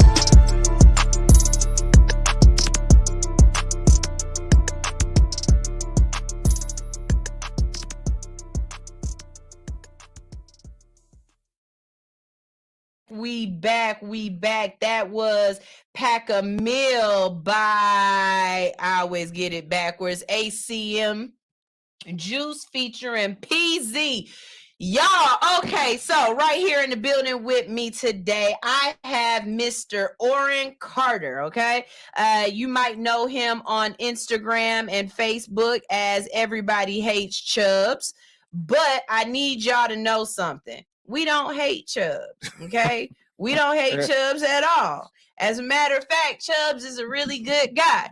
Now, does Chubbs say some really off-the-wall, outlandish shit? Yes, he does. Is Chubbs gonna push your buttons? Yes, he will. But it's coming from a real honest place, you know, and everybody doesn't accept or digest information the same. You know what I mean? And some of y'all are so used to people blowing smoke up your ass for the sake of not shaking the boat, that being around someone who honestly doesn't care and is going to say their actual feelings the way they run is refreshing. And so that's why no matter what, I've always appreciated Chubb's friendship. Like I was just saying before we came on air, Chubb's is the reason why I wear makeup every day. And if y'all don't know, it's because Chubb's called me one day and was like, I see y'all is live now, and you go live on Instagram and you going live on StreamYard and stuff. And I was like, yeah, I've been doing pretty good. He was like, yeah. He was like, look, I'm gonna be honest with you. You're a very pretty girl, but we can see you. Yeah. Like, you've got to take the extra step now. Like, you actually have to look the part. And even down to, we had a conversation where I was like, I can't believe me changing my shirt allows more people to want to interact with the show and watch, because I would just wear my hoodies because that's what I was comfortable in. But you don't watch or respect the same way that you would if I was fresh faced right out the bed, no makeup on, didn't do my eyelashes, I don't have that little chartreuse on my cheeks or the little shit to make my nose shine. You know what I'm saying? Like you don't pay attention to saying when I have my blazer on and I'm looking like, you know, a correspondent for CNN. You know what I mean? It's a difference. So you need people around you who are willing to be honest with you and say the things that other people either A, beat around the bush, or B, are too afraid to say. So first, with that introduction. Right. Thank you. Let me say this. I have loved you from the moment I first sat in on that first show. Mm-hmm. And it was me and another person. We don't really bring her up here anymore, but okay. It was me and another person. Okay. And you ate into our ass. Okay, you got at us, and you were relentless. You never let up. And from that moment, I was endeared to you.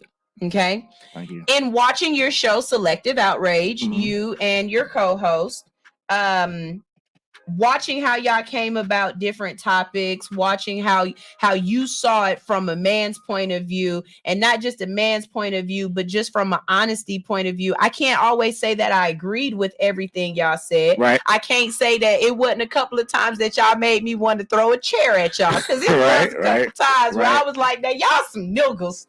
You know what I mean? Right. But the honesty was there. Thank you. Okay. Mm-hmm. So you left Selective Outrage, not left it, but you had to evolve into other things in your life. Right. And watching your Instagram and your Facebook when you weren't right. you weren't shut down. Right. Seeing your honesty about mental health, not only in what you were learning because you went back to school, but also what you were dealing with. Yes, was very eye-opening. So from there, let's start there. Okay. First, tell everybody who you are and your credentials, what you do in your credentials. Okay, so I am Oren, and I am a cognitive behavioral therapist and counselor. So what does that mean for the people who don't know words? So cognitive therapy is basically the study of how and why people do what they do.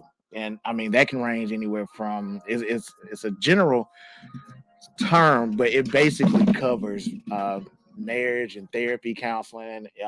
It covers children, youth counseling, and the counselor part is something I got specifically for men, because a lot of men, especially a lot of black men, aren't really in tune with their mental health side. You know, black men walk around with PTSD, and they're not really in tune with it. So that's specifically for that. Now, I do counsel women but I am starting to get a lot of men clients, and basically that started because even when I was here, right? When I was here, I'm not sure if you noticed because we came in at different times, but there was a noticeable shift in my personality, and I was irritated all the time.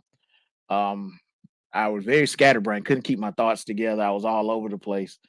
Um, the show wasn't necessarily suffering, but I was basically high functioning anxiety, things like that. So was there a cause of this anxiety, or was it just life?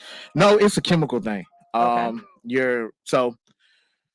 I at the top of 2022, I was diagnosed with generalized anxiety disorder, panic disorder, and major depression, and did not know that. But if you take a step back and you look at my life around me, I just wasn't myself, right? I was very nervous all the time. I was very angry all the time. Couldn't sleep. I, in my mind, would create one real scenario, but my mind would create scenarios that wouldn't even happen, and it would make me panic and nervous about things that weren't even actually happening. And I believe one day got into an argument and at work. I got into an argument and at work at the time, and I passed out. Wait, what? Yep, passed out. You got into a argument and so what? Were you so loud and angry and yelling that your blood pressure spiked or something? Like what? My blood pressure did spike, but it was the fact that my brain was trying to process what I wanted to say and what I was talking about at the time, and all these emotions were kind of hitting me at once, and I couldn't regulate them, and it just shut my body down, and so I passed out. Didn't really think nothing about it.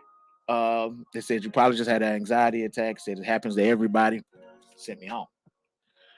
Then the next time, I had gotten into an argument and I passed out again. This time I stayed out, and the ambulance came and got me and took me to the emergency room, and they brought in a psychiatrist.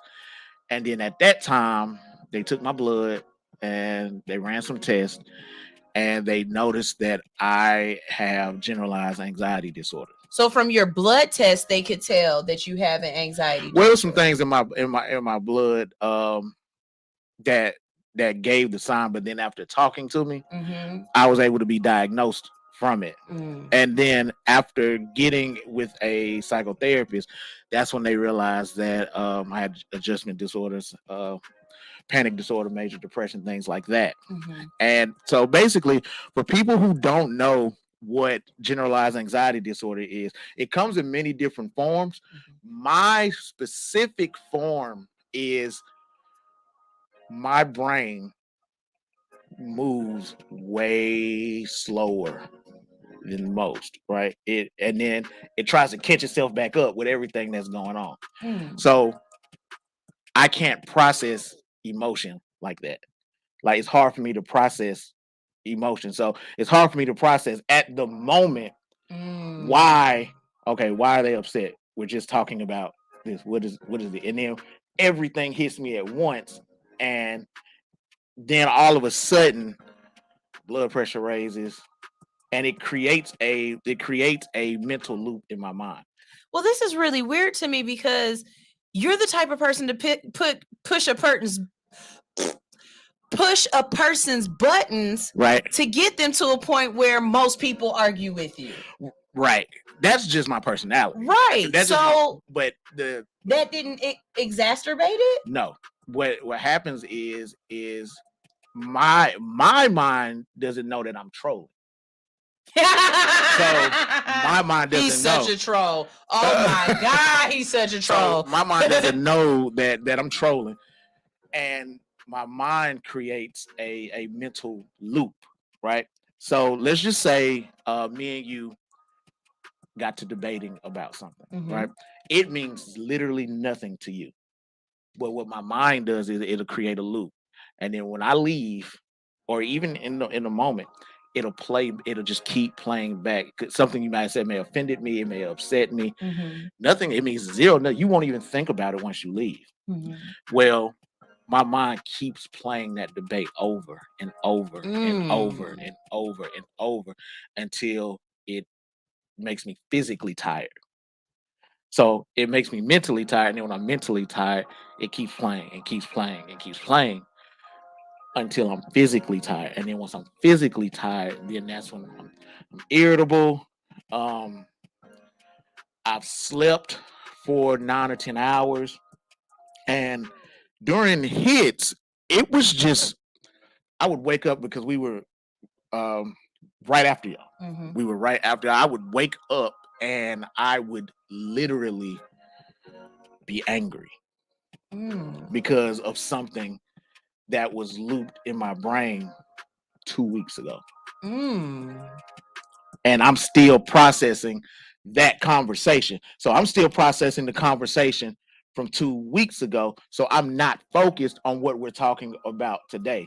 And what it would cause me to do is you would see me talking to myself. So when people say, "You all right?"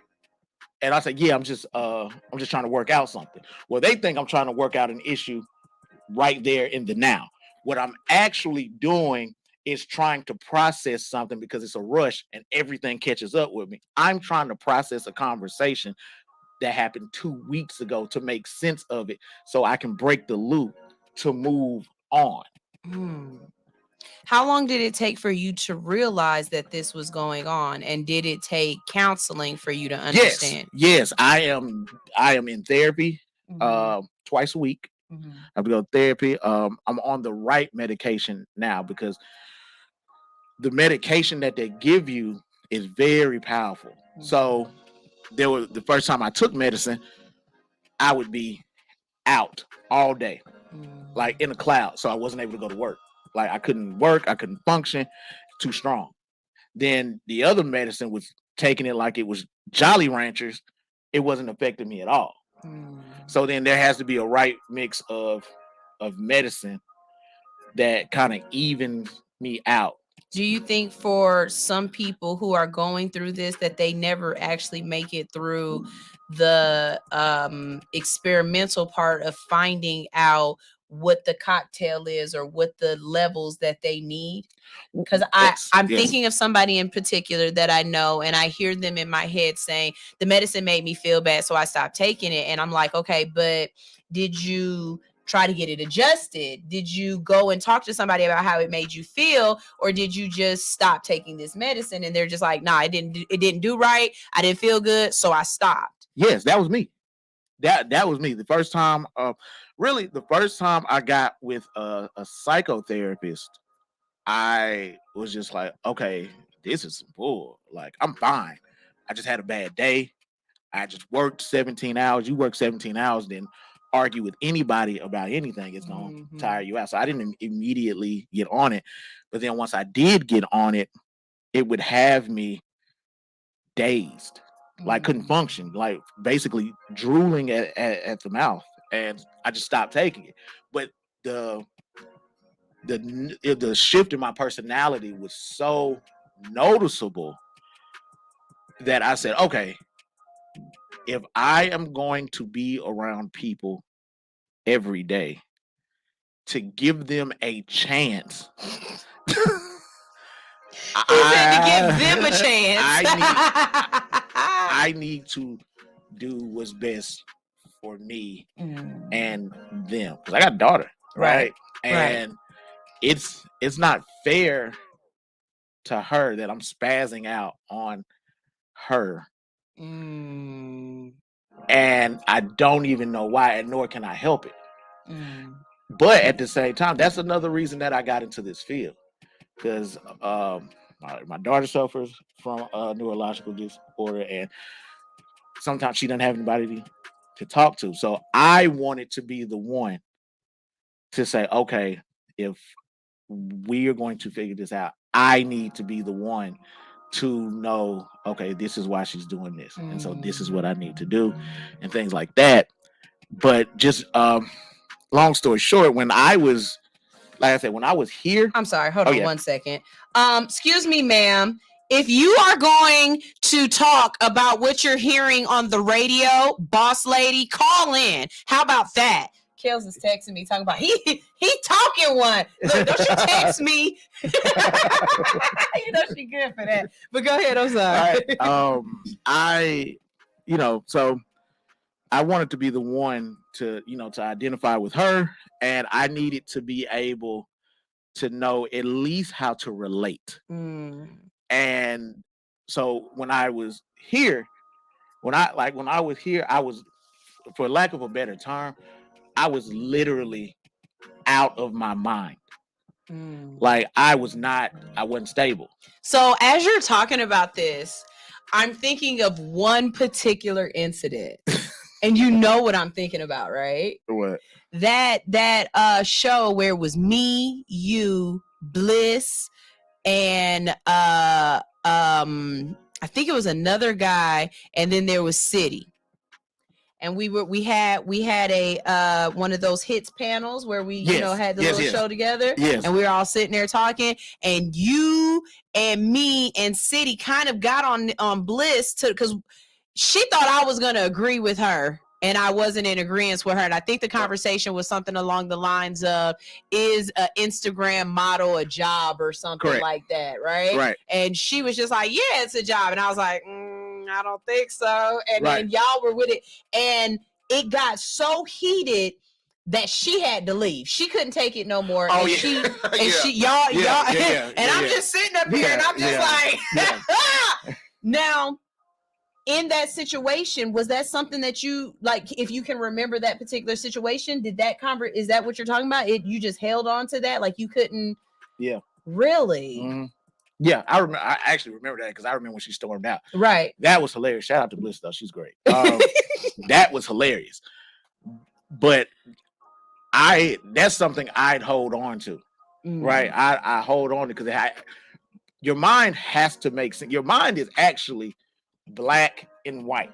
Your mind has to make sense of everything that's going on. It has to make sense. Your mind will not function if it cannot make sense of what's going on. So your mind doesn't know the gray area. Your mind doesn't know, for lack of a better word, a maybe. There's you got to include this, you got to think about this, you got to think about this. You have to learn that. You have to learn how to navigate that gray area. Your mind is either it's this or it's this. And it takes about 5 breaths for your mind to be like, okay, this is cool, or nah, I don't want to do this. You see, so in moments like that, I'll hold on to that. Nobody will be thinking about that. And then I could be sitting here. You could be talking. I have somebody that I hope I can get them to talk to you, and we'll talk about it off air. But some of the things you're describing is something that I see in someone very close to me. Understood. And it's like, it might not be a conversation. It might be that you see that little thing right there on the table. Okay. They see that. And now that's going to irritate them for 5 days. That little piece of crumb or whatever is on the table, and that nobody else noticed that crumb, but they noticed the crumb. Now, they're not going to clean the crumb up either, but the crumb is there. And now that crumb has changed their whole day, their whole world for the next however many days. Right. Well, yeah, we can talk about that because I know what that is. Okay. Yeah, we can talk about that. But, being not only a helper, but that whole, I'm not a client, I'm not just a client, I'm the, I'm not the president, I'm a client too. How do you feel as though that gives you a different type of insight into what other people are dealing with? Oh, very much so. Because this is the thing, right? If you're not, we go out every day and we don't realize everybody got something going on. We can both agree that everybody got something going on. Y'all have heard me say you are not the main character in everybody's story. When you But this is the thing, though. In your story, you're the hero, right? So everything is going to pertain to you. The problem with that is the minute I got into this profession, you start to realize there are people with real, genuine problems. Now, your problems are validated and they are real to you. But when I say like genuine issues, I've heard stories of some things I don't think I could survive. And to hear these stories of people going through these things is amazing in itself. To think, oh wow, there's real problems out here. Do you think that the problems that we face can be generational? How I say this is a Percocet baby issue. This is not a crack baby issue, because crack babies would never. You know what I mean? Right. Like, do you feel as though some of the things that society is dealing with is a direct reflection of the time that they're growing up in, and not necessarily their individual mental status? Yes, I think that when you talk about like generational issues, I do think some issues just compound, right? So issues that we may have faced, trauma that we faced as children, unaddressed trauma that we faced as children, we inherently bring that to our children, right? And so whether we overdo it or underdo it, we bring those problems onto them. So now as parents, we're dealing with their trauma because they have their issues on. Because if you don't address your issues as a parent, you can put those issues onto your child. And now that those issues are onto your child, you create their own line of trauma. And then from there, they still have their own trauma. Like I have to check myself like hard to realize when my daughter is like so stressed out. Like my daughter's at home, homeschool. So when she tells me, oh, I'm so stressed out, I'm having a rough day, to an adult man that works 16, 17 hours a day. You ain't got nothing to stress about, Shadow. What is wrong with you? You living the life. You like, oh my God, you must have it so hard soaking up my AC, eating my food in my room. Because I tell my daughter, even now, I tell my daughter, you're in my room and you're just renting it out. And your rent is your work. Okay. And as you I've said that to my kids before. I've said that to my kids before. Your only job is to get good grades and to do what you need to do and learn. Now, if you can't do that correctly, it's some other things we can get you to do. Correct. And see, that's what and so I had to really think like, okay, this is her life. Like this is all she does. So she's not dealing with, all right, if I don't show up to work, I might get fired. I gotta pay bills. Like she doesn't deal that. What she deals with is this assignment has to be on time. If I don't get a certain grade on this assignment, my parents are in my shit. You see what I'm like? That's the and when I think about that, and my daughter suffers from anxiety, right? So she is going to, oh my God, if I do not get a good grade, this is going to happen. This is going to happen. This is going to happen. This is going to happen.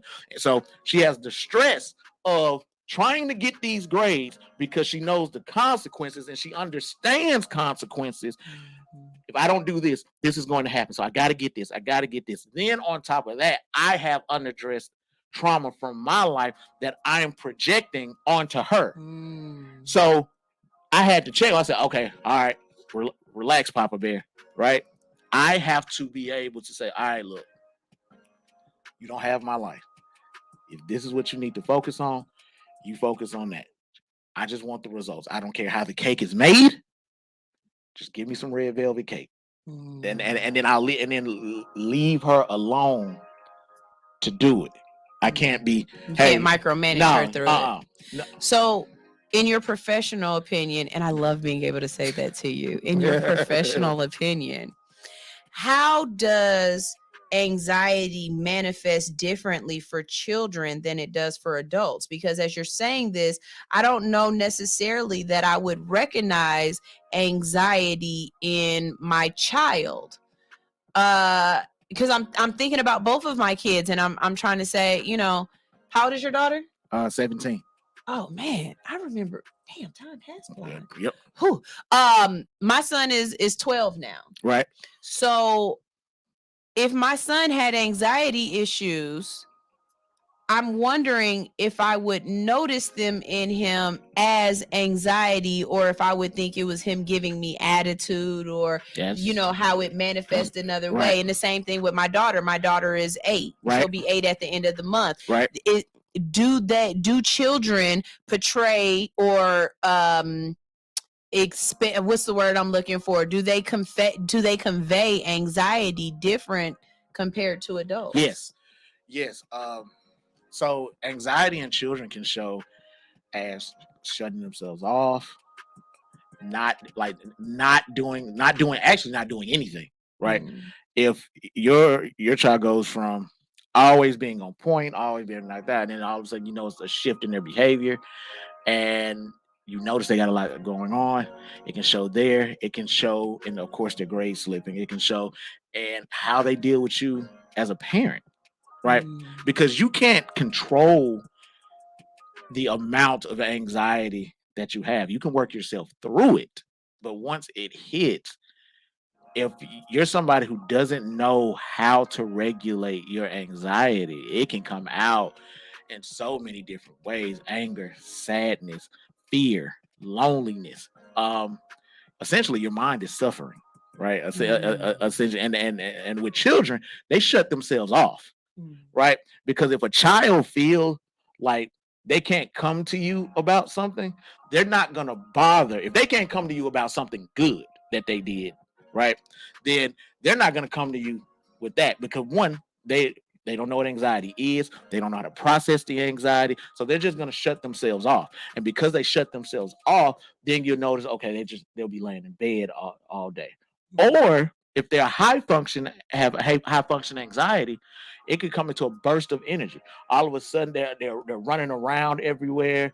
They hyperactive. You can't talk to them. They're jittery.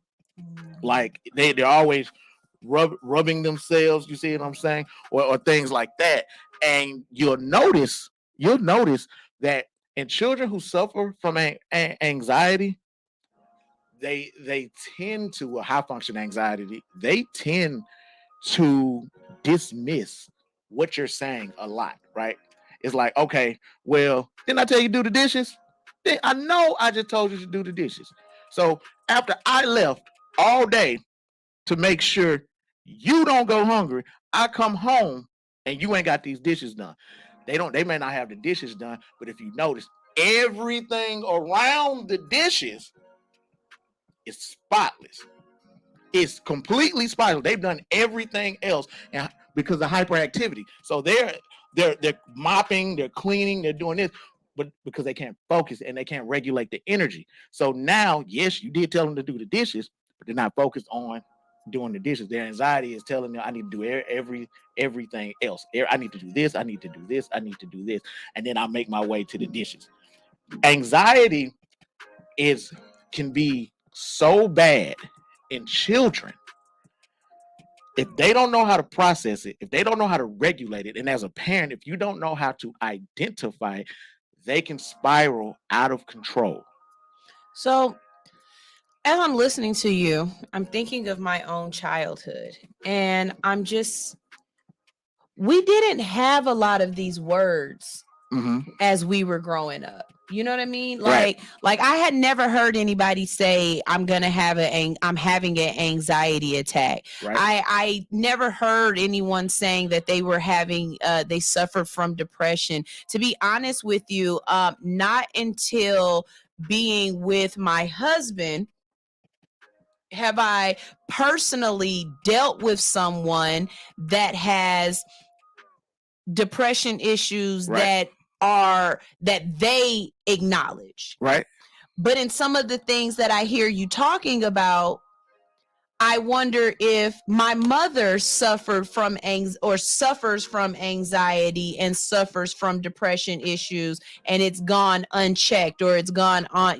Like it's so weird because the human brain is so personal, and I can't know what's going on in your head. And I'm watching the things that you're doing, and I'm making my own assumptions of you're doing this for this reason. How do I know that this isn't a part of your personality and it's not a glitch in your personality compared to you just like me? You might say that exact same thing about me, but truth be told, I'm just a little, you know what I mean? That's a great question. Great question. So, all right. So this is the thing, right? In adults, there are certain triggers you can tell somebody is experiencing a panic attack or an anxiety attack. And to say that it's a part of somebody's personality, that's where therapy comes in at, right? If you ask me,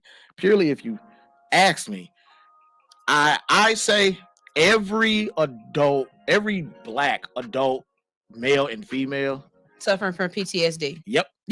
I knew it. Yep. I knew it. So, and I'm gonna tell you why. Yep. I'm gonna tell you why. 100%. PTSD is suffered because of the things that we have to watch in the news and movies. Y'all, I'm telling you, the music that you listen to gives you PTSD. I said this to somebody and they thought I was tripping. I was like, I cannot stand listening to music that has sirens in it.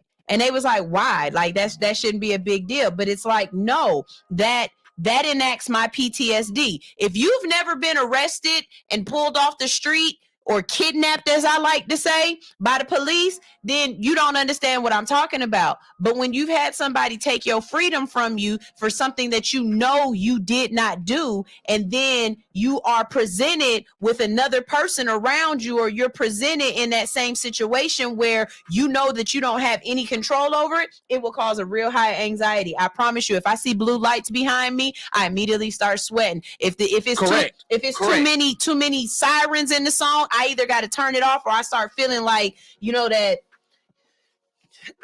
it's an uncomfortableness because it's taking me back to this moment of anxiety that I felt when I had no control. Right. You know what I mean? Now, on a regular day, if you talk to me, I would tell you I'm not a depressive person.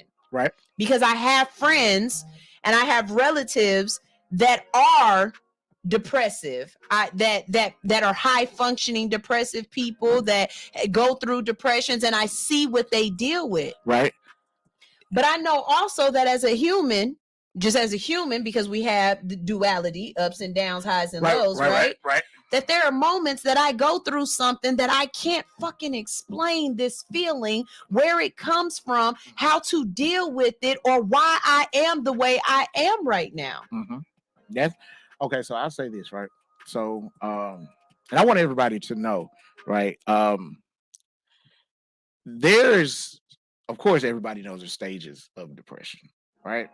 But also, there's something called being blue. There's something called dysmorphia. There's something called dysmia.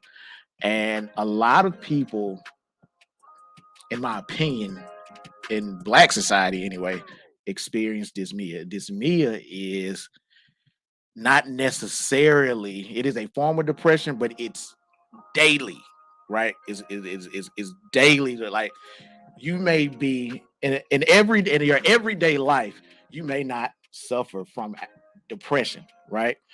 But the things you got going on in your life may cause you to be blue and may cause you to have that daily depression because you can't figure out how to fix it. You see what I'm saying? It is bothering you, and it is dragging you down and taking you out of your character because you may feel, oh, this bill may not get paid this month.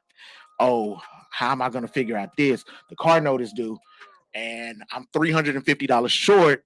I thought I was going to be getting paid. You see what I'm saying? Like, you're talking yourself into it, right? That's dysmia. That's being blue. Depression, actual depression, is chemical and you cannot help it. And we need to be able to check that, right? So there's tests that you can actually Oh, check for sure. to see that it is a chemical imbalance. It's a chemical imbalance. You cannot help it. Even when because I was tested for bipolar disorder. So when I say I was spazzing out, I was a hurricane. So it wasn't bipolar. No. I turned out not to be bipolar, but I did suffer from mood disorder, panic disorder. But when I say a hurricane, nobody wanted to see me coming home. Nobody. Because in my everyday life, I'm chill, right? I don't care about too much. Yeah, okay. All right, I'll figure it out. When my depression was at its peak, I was coming home and I was no fun. None. Shout out to Rashard, my little brother. He moved in I was Ric Flair. I come home, why this isn't done, why you ain't did this, why ain't this done, why ain't this, I'm paying for this. What the hell is wrong with y'all to where you can't do what I need you to do? And before they could I've even heard this. Oh shit. and before Triggered. You just triggered an anxiety moment in me just now. but that's how it is. And before you know it, now you created a wall against everybody around you. They don't know what's going on. You don't know what's going on. And because you don't know how to explain what's going on with you, you think you're just angry. You don't know that this is something chemically induced in you to respond this way. So can depression and anxiety be contagious? No. Now your mood can. Your mood, like you can have a it's some moments where I have definitely felt as if, I mean, at this point, whatever. Okay, so it's some points where I've wondered in my mind, like, before being with this person or interacting with this person or being around this person, do I feel as though my mind would have been in these depressive states that I go in and out of?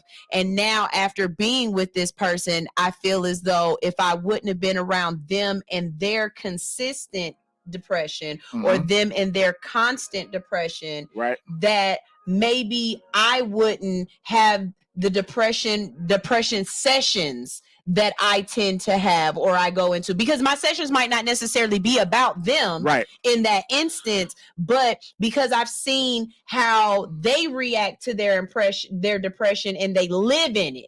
Because some people live in their depression. You know what I mean? You seem like the type of person that once you realize it, you're trying to get out of it. Correct. But there are some people that when they're in their depression, not only are they in it, but they're enjoying being. It's almost like they enjoy the way their depression affects other people and the attention that they get from their depression. And so almost as if it makes it communicative.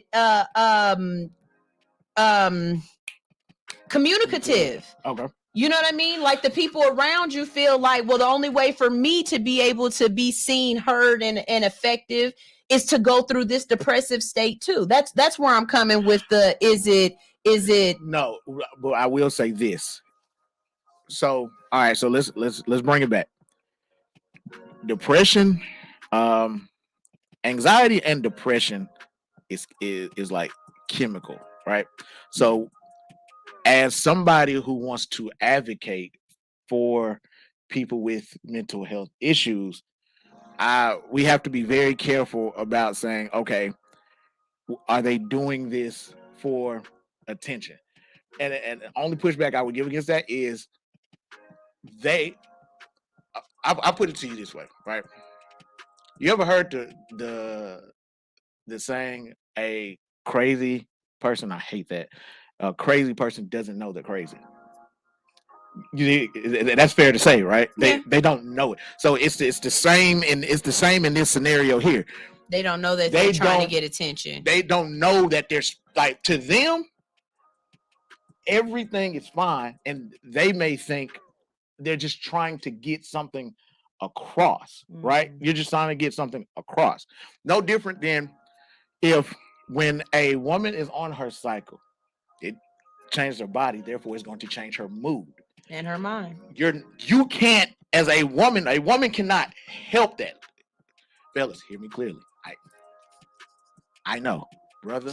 I know. Trust me. I know. But they can't help it, right? Right. Can't help it. It's the same thing.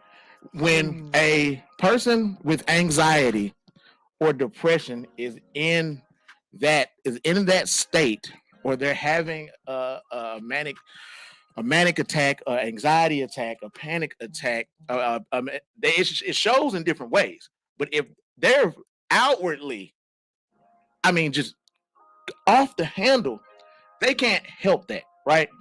And we can make it worse by saying, "Oh, you just want attention. You're just doing this to get attention." Because I can almost guarantee you, the way I was acting, I don't want that type of attention. You see what I'm saying? I don't want that type of attention. I don't want people telling me what the hell is wrong with me. Why are you acting like this? And then you don't have an answer. You don't know why, because the questions that I had at my lowest, honestly, I was suicidal. Really? At hits, I would laugh, joke, we have a great time, and then when I got by myself, I would cry for hours. Really? I would go to my truck, which I no longer have, by the way. I would just sit in the truck and cry before I left. Just cry. So, on the subject of men, how do we get our men who don't feel as though they have an issue, but we can see that they have an issue, that don't want to engage in therapy, that don't want to take medicine, that feel as though that whole stigma of I'm not crazy. Right. How do we change that mindset to get them in a place where they want to continue the therapy? They want to continue to take the medication. They want to be in a place where they can get to a place of feeling good. Because sometimes I wonder if you've been in this place for so long and it's become so normal that you're stuck in it and you can't get out of it. You know what? So full disclosure, I am a nerd. Right. Me too. Like don't leave me hanging. I love all I love anime. I love Star Wars. Like I love all that. And we have some comments too. So the one thing that I have noticed is that when you're depressed, there's a lot of fear, right? And as the great Yoda has told us all, fear leads to suffering. Suffering leads to the dark side, right? And when you're depressed, at least for me, I was in fear all the time. I fear that somebody would find out. Well, fear of what? Like, what are you fearful of? I was in fear that not necessarily people would find out. I was in fear of losing my job. I was in fear that the boss lady, when I worked here, would sit us down and say, "All right, Chubbs, that show was terrible." There was no evidence of it, but I constant fear of, hey, that show wasn't that great. I used to fear getting a call, hey, we need to talk. It's not working. But you were doing and you did so much for the station that you were at a point where you were integral in what was going on in the station. I mean, you surprised the hell out of me with the whole, you had put me on that platform so that people could see my show, and you paid for it. And I still to this day haven't figured out a way to really thank you for that highlight that you put upon me. You know what I mean? And so saying that, it's the whole outside looking in thing. I would have never known. That's what it is. But it also, a trigger response for anxiety is people pleasing. Right? And people pleasing is a condition, right? And I can say today that I am less of one, but I still suffer from people pleasing. So you saying now that you on medication, you wouldn't have paid for me to be on that platform again? Probably not. Probably not. Well, I'm glad your medication is working then. Probably not. But it was I wanted so bad for people to like me. I wanted so bad to make a good impression. I wanted so bad to be received well that it would take me out of character, because every day I walked in here, I had anxiety. Every day. Every single day I walked in. Only reason why you should have ever had anxiety was the days that you came in with them flip-flops on and no damn socks on. Them was the days that I was worried about you, because I look at your feet, be like, Chubbs, what the fuck? As a matter of fact, Chubbs, you know I am a nail tech, and I work with geriatric patients. Understood. And so I know that you had a bout of gout and things like that. You need someone who knows how to deal with it and be gentle and stuff like that. If you ever want to call me over to your house to give you, your daughter, and your wife a mani-pedi set, you know what I'm saying? You got my phone number, bruh. You ain't got to go sit down at the nail salon and let them people talk about you. I ain't gonna talk about you, okay? I'm gonna talk about you, but it's gonna be loving. At least in it.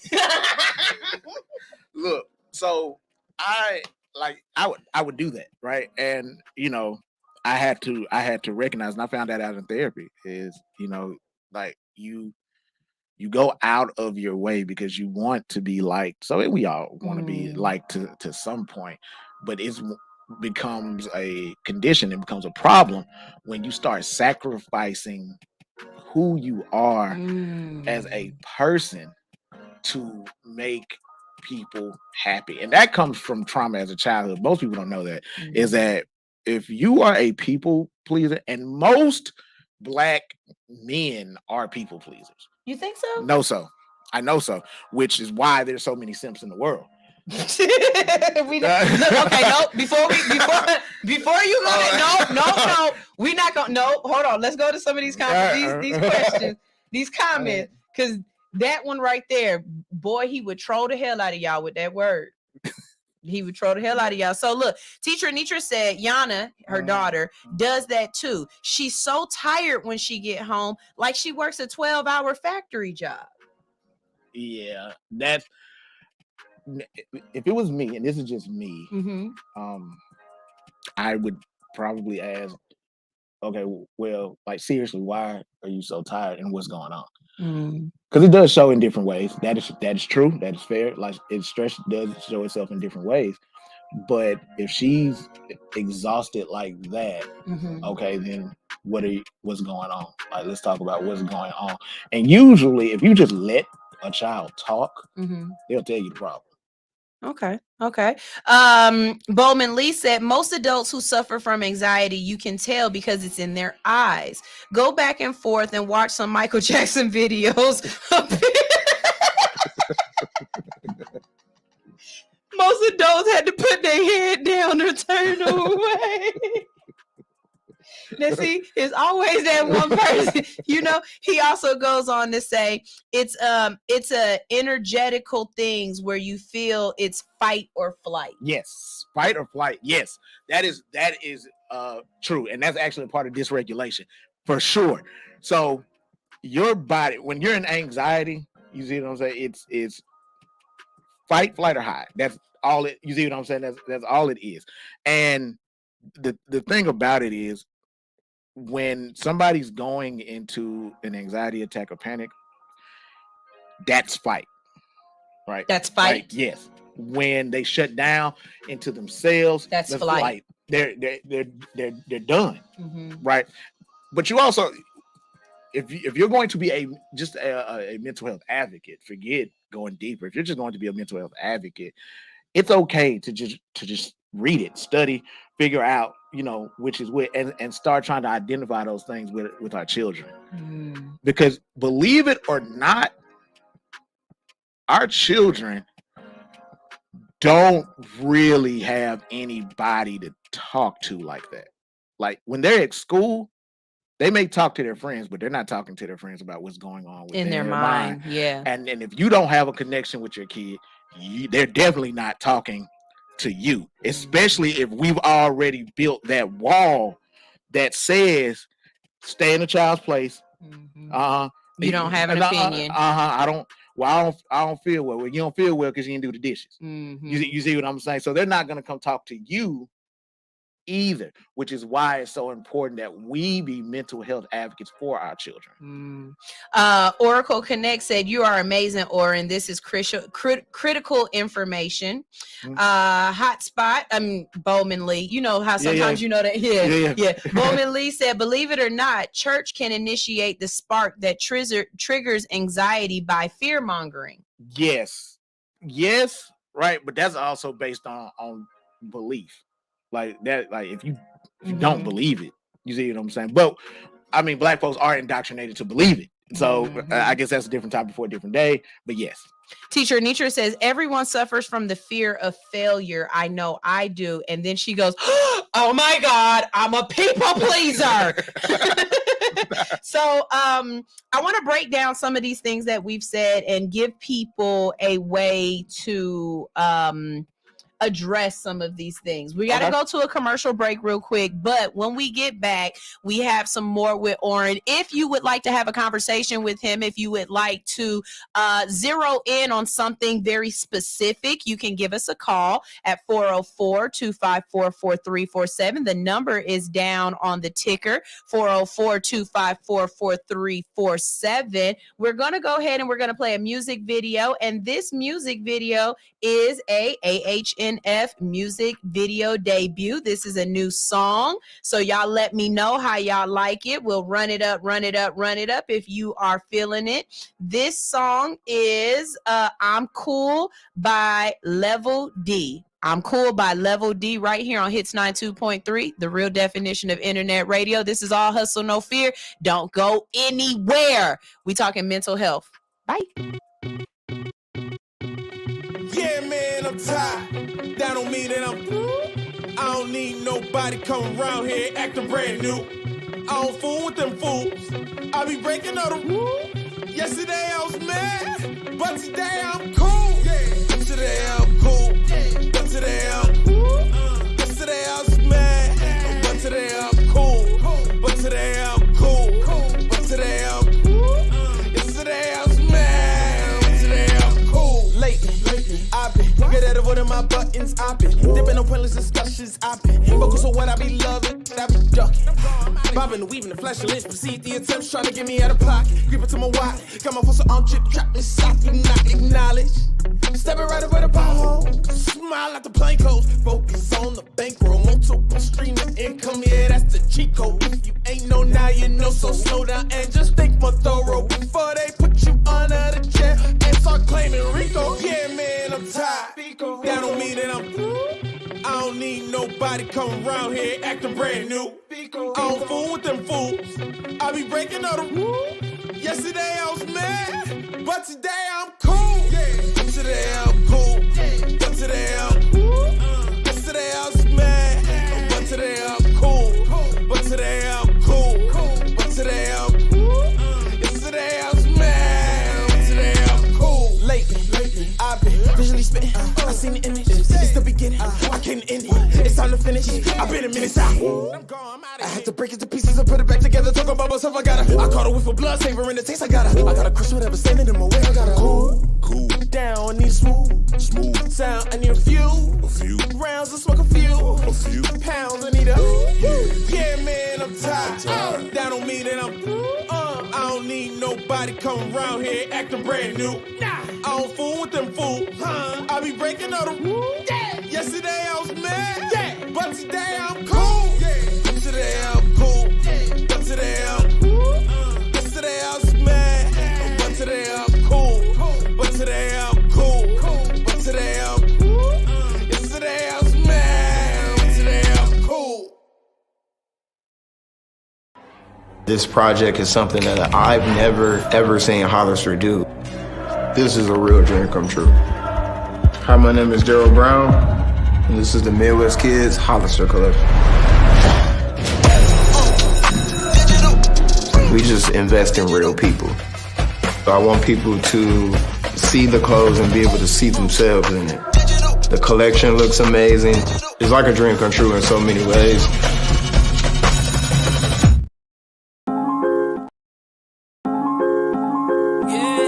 Sign language, niggas be talking whenever they signing on the line. Please don't chime in, watch it, I got timing on the mind. Line like call it line disease, nigga, you got diamonds on the mind. You never be going in like a driving that McDonald's on the line. Niggas invest in the better your clout, a mind and enough in the better your mouth. Ain't no 10Ks, ain't no relays, nigga, you running a regular route. Eat if the enemy ready to chow, all of you coming with edible style. From a jungle, my effort is wild. Watch the kid, don't step on the chow. Born a legend, drawing blessings, while it's passing, strong weapons on your seconds. Was my lesson, warm my presence, hornet's nest. Born a legend, go and tell him any lessons, no exception, no starting slow, it ain't no Nolan, so it's no inception. Ain't no James, please don't get them, hold no leeway. Ain't a team, niggas see us on the freeway. Open road, don't cut in front us like a DJ. Hydroplaning in her DM like a speedway. Pedal to the floor, 100 miles per hour. I ain't getting tired, never throw in the towel. I'm just going hard while I'm passing lanes, passing lanes, passing lanes. Looking to the sky, see the paper planes. I know what they do, know we made for things, made for life, cause we made these dreams. All in the eyes, now I'm running for the prize. Yeah. Jetty, I'm ready, I'm kinda awkward but steady. Not awful often, I get it. Popping off on the Senate. Block a blick, blah. Life is awful augmented. When you running through the same game and everybody vision. People promise you profit, people promise they poppin'. People problems will pop up, plagiarizing the product, prophesizing the product. Pantomiming was popping, they little pumping, they purpose, they probably pumping the Perkins. Man, I've been all over, everybody slept like they head was all up on my shoulder. Everybody wept when they seen that boulder coming down the path to success. That's that road closure, I need dynamite. Oh my God, I might just die tonight. If I don't write tonight, then I don't fly, it's not alright. I got it lit that light, I gotta admit, I feel that fright. Like every night that I don't win, feel that tightness all up on my chest. Goddamn, we just get it, we up next. Pedal to the floor, 100 miles per hour. I ain't getting tired, never throw in the towel. I'm just going hard while I'm passing lanes, passing lanes, passing lanes. Looking to the sky, see the paper planes. I know what they do, know we made for things, made for life, cause we made these dreams. All in the eyes, now I'm running for the prize, yeah. You'll never ever see my camp losing. Taking shots without thinking, unplanned shootings. Run you over if you ain't rolling with the damn movement. I'm Superman in my time, Cam Newton, little throwback scrambler. I gotta touch bread every day, don't get donuts manager. Cat outflow, y'all amateurs. Get a rap game and clean sweep, I'm a dope ass janitor. But I'm still dirty from my dirty bandanas. Time on 30 bad dances. Hip hop ain't dead, we just built the studios and ambulances. Music in school when I'm shooting up the campus. We champions and quick pitches. You must have cut your balls off, traded them for a pussy at some bitch niggas. I'ma get richer, that's the way to go. I make a whole Tory to the paper like stick figures. I'm a brave of my opposition. RB to my competition. My words are superior, you better listen. I'm a heavyweight, you're not even in my division. Let's get it. I'm the greatest like Ali, the top of the Billboard charts where you find me. But not just me, it's us team, we a family. Cause we the bestest in the body, music, anatomy. And we are anomalies compared to with what's out. Standing in position, no submission to chase clout. Cause I'm not built for that labor, don't possess that behavior. Let that hate marinate in your blood for the flavor. I hit the ground running, never fumble. Blocking out the haters like Mutombo. Got the killer instinct, DJ Combo. That crown we need it, now we need it pronto. Yeah. Pedal to the floor, 100 miles per hour. I ain't getting tired, never throw in the towel. I'm just going hard while I'm passing lanes, passing lanes, passing lanes. Looking to the sky, see the paper planes. I know what they do, know we made for things, made for life, cause we made these dreams. All in the eyes, now I'm running for the prize, yeah.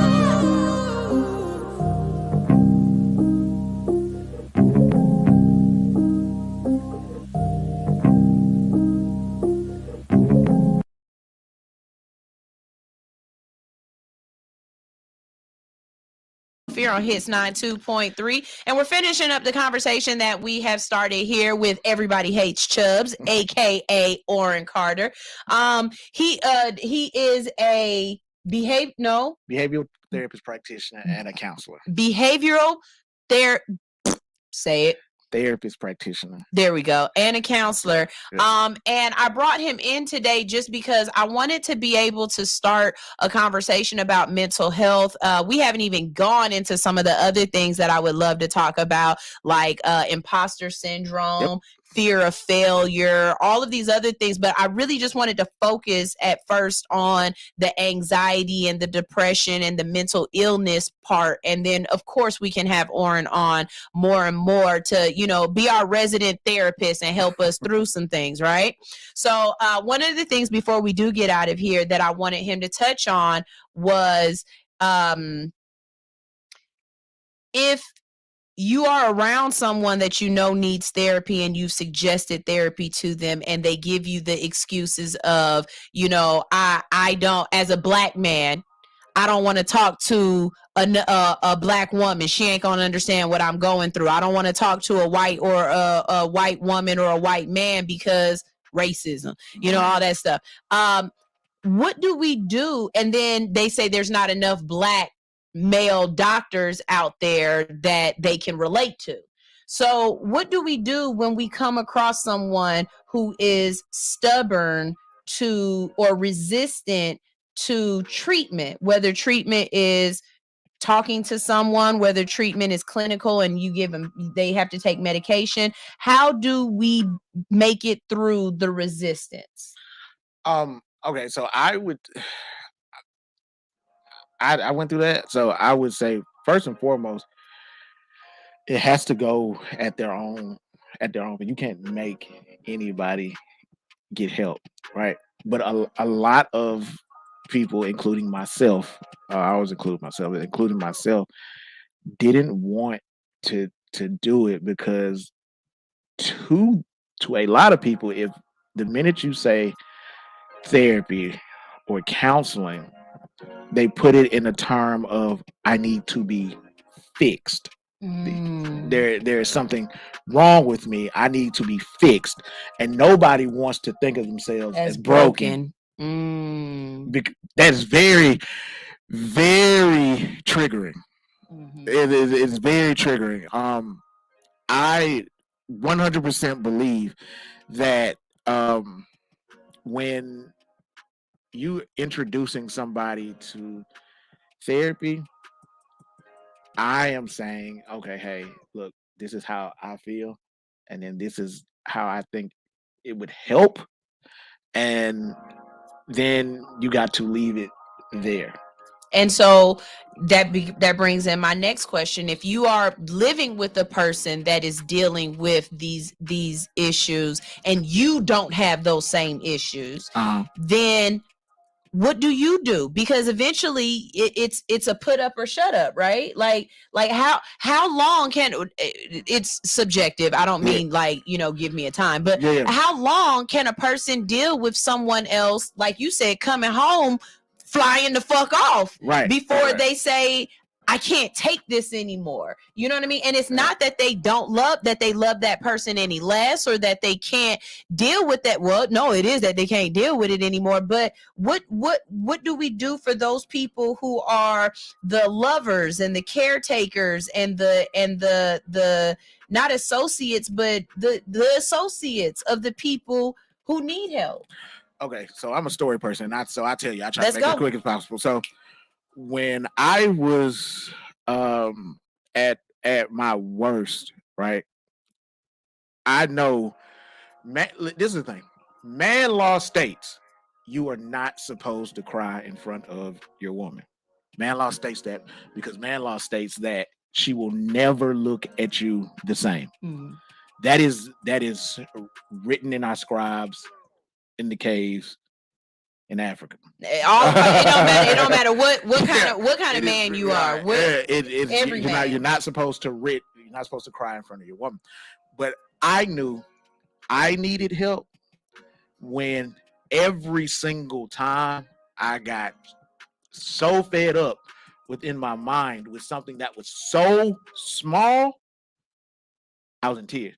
And in addition to me passing out, right, big indicator, in addition to me passing out, I would be in tears. And I remember saying, is there something wrong with me? And the minute I outwardly said that, I'm a very self-aware person. The minute I said, is there something wrong with me? I also realized that's not a question she can answer. So if she can't answer that, you need to go find answers. And a man should not be that unstable in front of his children. That I believe. I don't care now. I don't care about, I'm not a crier, but I also now don't care if I do. Like, so I never saw my mother have any other emotion other than anger or just whatever her baseline was. Right. And to this day, I have said I allow my children to see me be emotional because it allows them to see my humanity. Now, I'm not saying that I allow them to see me like break down. Right. But if I'm unhappy or if I'm going through something, I allow my children to not only see me at my discomfort level, but also see me make it through it and work my way through it. Okay. So what I do, right? I am very vocal about how I feel with things now. Because before I I'm fine. Yeah, I'm whatever. I'm good. But I tell the story all the time. My therapist one day said, is your therapist a man? No, my therapist is not a man. Actually, that's crazy. I've had 3 therapists, right? One amazing brother. When I say this brother was amazing, he started it off. And then he got like really, really busy. And then he kept like pushing the appointment back and back and back and back. Shout out to him, but I just couldn't wait. Mm-hmm. So we parted ways. The second one, who I thought was the best, who really opened me up, died. And that crushed me. When I say crushed me, and he died around Christmas, it floored me, because it's like, okay, so now I have to re-find another therapist and go through that process all over again. And that broke me. I've heard people say that therapy doesn't work for them on Zoom. And that's the new thing right now, where you can connect with a therapist on Zoom. Do you think there's a difference between being in your house and watching them through a screen and actually sitting on the couch, laying down, and being in the room with them? I think you can form a better connection, but I also feel like virtually opens you up to the world more. You see what I'm saying? Me, I want to help as many people as possible, right? And my goal is to get an office by the end of the year. That is a goal of mine. But at the same time, I prefer virtually right now, because I mean, it works on my time, it works on my schedule, and it works on their schedule. Is the connection there? It can be, right? But your therapist is there to help you down the road you choose to take. So when you get in therapy, it is a good therapist is going to listen, of course, right? But a good therapist is also going to challenge you, right? They're not just there to say, okay, I'm listening. Thanks for your $179, and I'm out. You see what I'm saying? That's not how that works. A good therapist is going to give you homework, going to show you things that they see, and then give you pushback on things that don't necessarily add up within yourself. Not necessarily that they think you're lying, but just inconsistencies in your life that you may not necessarily see, so you can connect the dots. And that's what a good therapist is there for. And you don't necessarily need to be in front of somebody to do that. Most people who come see me just want to be heard, right? So in your everyday life, I tell men to do this with their woman all the time. Tell your woman, look, is this something you want me to fix, or do you just want to be heard? You tell me which one, and I'll do that, because I can fix it. But this might not be something you want me to fix. I'll just listen. But most people that come to me just want to be heard because they don't have anybody to talk to. Loneliness is one of the most dangerous, absolute dangerous places to be, especially for a man, right? Because most men, right? Not all, but most men live depressing lives. Depressing. If you notice, most men don't have friends like that. When we hit to a certain age, we don't have friends like that. Maybe one or two, but they have their own lives, they have their own families. So you're not really just talking to your boy like that, right? Don't talk to your woman like that, because you have to be seen a certain masculine way in front of your woman. So you're not talking to your woman, you're not talking to your friends, your kids don't talk to you. So you're just running in and out of the house, not being heard. And I had somebody tell me, as soon as he got on the call, he's like, man, my life is great. I just don't have anybody to talk to. So I said, okay. I have nothing to say. I put down my pen. I won't talk. You just talk. And when you want me to reply, I will. And just talk.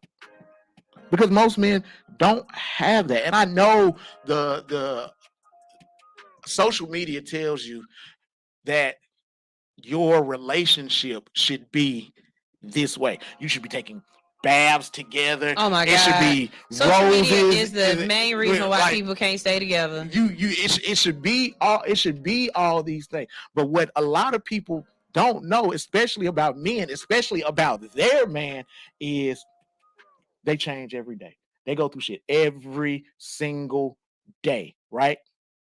But I personally, who I was when you met me and who I am now are two totally different things. But I would hope that, though, because you're not a stagnant being. As a human, we are ever changing. I'm not the same person you remember then. No, you know what I mean. I'm not the same person. Shoot, just I remember the cussing was my dad would not watch this show at the beginning of my tenure here. And I would like to believe that now the person that I am in the way that I come at my show, that he might not always be comfortable watching, but he might be able to tune in for right. I can deal with a little bit of this. Oh no, my mother was the same way. My mother, she couldn't watch Selective Outrage at all. And my mother would constantly tell me, I didn't raise you like that. She would constantly tell me that. But one of my favorite orange comments is, I'm not fat. Only fat women are fat. But I still actually believe that. But I'm gonna find out if we post that today. Because that one stopped everybody. Everybody said, wait a minute now. But this is what's crazy. Alix, my co-host that be up here every once in a while now, Alix, she said, no, he's right. And I said, excuse me, what? She was like, men can't be fat. Only women can be fat. That is correct. And I said, that is correct. This nigga's trolling, and you're allowing him to. That's correct. I'm just saying that, when men walk through the door, right? most men in this day and age in Atlanta, we're just talking purely Atlanta, Mm-hmm. are single, Mm-hmm. right? Are single, and they don't really have friends. The kids they do have don't talk to them. Mm-hmm. You see what I'm saying? If you are, and I love Andrew Tate, but he is right in the fact that if you are a man and you work at Starbucks, Mm-hmm. you are one of the lowest people online. Nobody is answering your DMs. You're just average all around. Nobody is talking to you, and that can be hurtful, and that can be very, very depressing. The average woman, right? The average woman still can. You might not like who is talking to you or the people that are coming your way, but a woman can still get daily conversation from any man she wants in the lieu that there might be sex somewhere involved. A man, that's not happening. So most men are very, very lonely and very, very depressed, right? Because they don't feel, and this is for me talking to I've heard those men say they're that lonely in their relationships. very, very, because you can't talk to anybody. But isn't that your fault? Like, I'm here, I'm willing to listen. I ask you questions. I want, baby, what's wrong? What's going on with you? Right. Talk to me. But you just be like, nothing. So how is that? How I'm not saying you're blaming the woman. I'm just saying, how is that our fault? Or better yet, if you let's just say this, because it is Atlanta, right? Mhm. What if you're in a male relationship? Okay, you chose to be with another guy. Shouldn't you be able to talk to that nigga? This is the thing. All right. So this, I'll say this. When I know me, right? Mm-hmm. So the things that I'm into, the things I was into, just say when you met me, Mm-hmm. I'm literally no longer into. So the things I'm into now, right? I like guns. I like knives. I keep at least 2 to 3 on me at all times. Guns or knives? I own one, but I keep at least 2 to 3 knives on me at all times. Okay. Yeah. Good to know. And but I'm into that. I'm into weapons. I'm into self-defense. Mhm. Right. I'm into those things. Hey, I could care less for them. I didn't have an issue with them before. I love them now. Right. So I'm into those things. Clearly, I'm into psychology and so like clearly I'm into that. The things that I find funny, I used to find funny, I no longer find funny, right? I feel, and this goes for men and women, I'll be fair. You change what you're into all the time, right? But if you don't allow the person that you're with to grow and you always see them as this, you'll never get anywhere. You'll never listen, I'm not a fan of Tyler Perry. I do love how he employs black people. I am not a fan of this. I don't have to watch none Tyler Perry movie, but that man is an amazing person to me. No, for sure. Right. But the one thing he did get right is when he said, you need to find out what your person is into every 3 to 4 years, because it changes. And you got to be able to grow with them. And now to walk that around the block with men specifically do not change outwardly. So men, they may find something, let's just say they're scrolling YouTube, right? Because it does work like this. They'll scroll YouTube, let's say they've never been into hunting before. Never. Scrolling YouTube, you know how you go down the rabbit hole on YouTube. Oh, this is cool. You watch one video turns into 2 video turns into 10, then it turns into an obsession, and then that obsession turns into a hobby. Now he wants to go camping. You, as his woman, have never went camping. Y'all never talked about camping. What is he even? You see what I'm saying? He tells you, hey, let's go camping. Camping? You ain't never. The minute you do that, you shut him out. I'm talking about the second you do that, because that is him opening up to you. Hey, let's go camping. I've been this, that, and the third. And the minute you, as his woman, say camping, You ain't never been camera before in your life. Why we gonna go camera? He's done with you. Because it only takes a one. Men are used to rejection. Let's be clear. Men get rejected every day. So the minute you reject him, because that's essentially what you're doing, the minute you reject this new ideology that he has, he's done with it. You won't hear it anymore. He's not going to talk about it with you anymore. You won't see him looking it up around you, because he's done with you from that standpoint. So then it comes about, oh, you don't talk to me. Oh, well, he did. We've got to have you back because it's time for us to get off, and I've got so many more questions. And like I said, I know some people who need to definitely call you. So with that in mind, are you taking new clients? I am. Okay. How can someone get in contact with you, either for themselves or for a loved one? And with that being said, how young do you take clients? 18. Okay. So go for it. Let's get it. I am taking men and women clients as young as 18.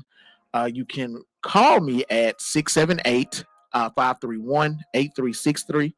Or you can go to my IG at Everybody Hates Chubbs, and you can set up a date on the calendar, and then we can do a discovery session. I love doing discovery sessions because I love getting to meet new people, and we can set it up from there. And just so you know, it is coming. I also am creating a vent line, right? So you know how you have a suicide helpline? Some people just need to vent, and there's nobody to vent to. So you'll be able to call in.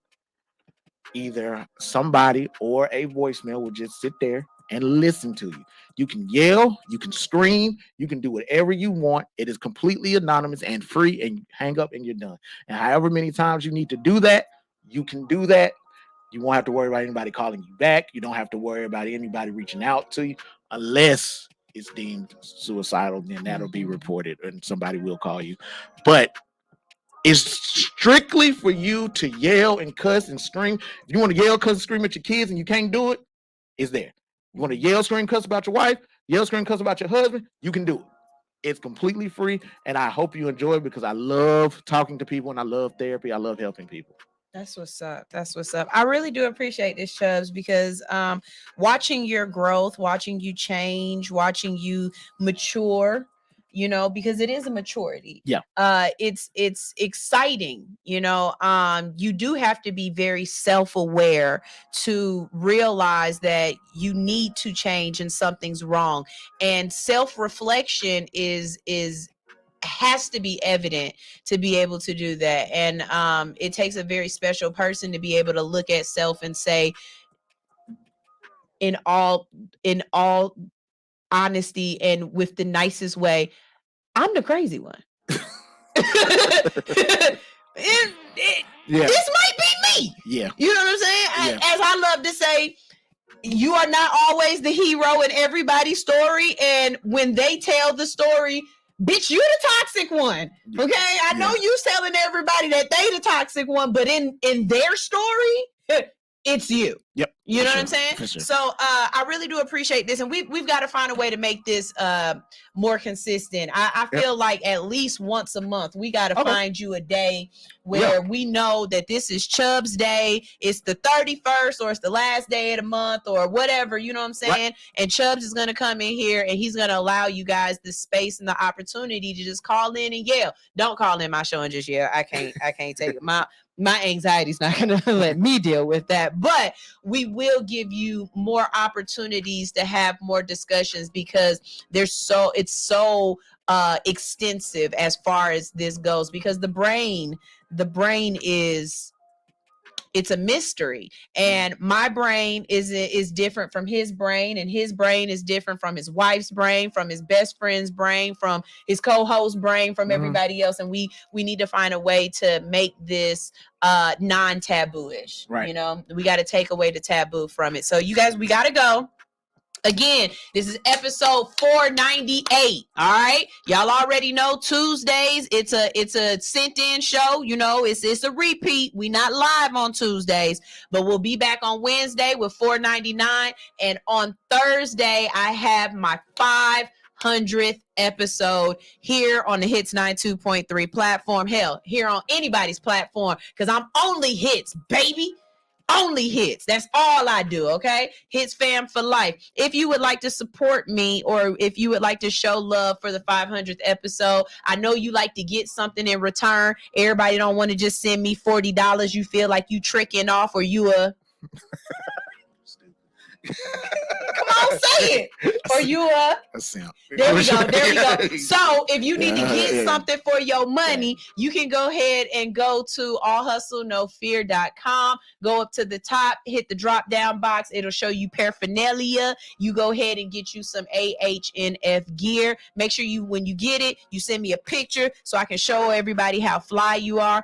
Also, if you have a business and you would like advertising right here on the All Hustle No Fear Network or on the Hits 92.3 platform, all you got to do is hit me up. You can go to allhustlenofear.com as well. If you have music and you want your music debuted right here on the All Hustle No Fear show, just like we played that new music video today, you can go ahead and do the same thing. Allhustlenofear.com, submit my music. And if you would like to come in and have an interview for your passion project, your brand, your music, your political campaign, or whatever it is, guess where you go?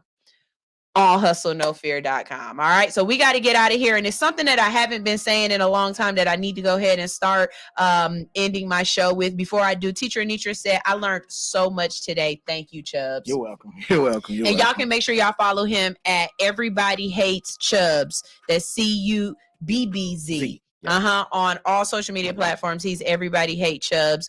You'll see it say Selective Outrage. That's still the picture, right? Yeah, on YouTube. On my IG page is just me. It's just you? Okay, bet. So y'all make sure y'all go follow him and show him some love as well. He's an amazing person. What was I about to say? Thanks for coming out. Good night, everybody. Thanks for coming out, and good night, everybody.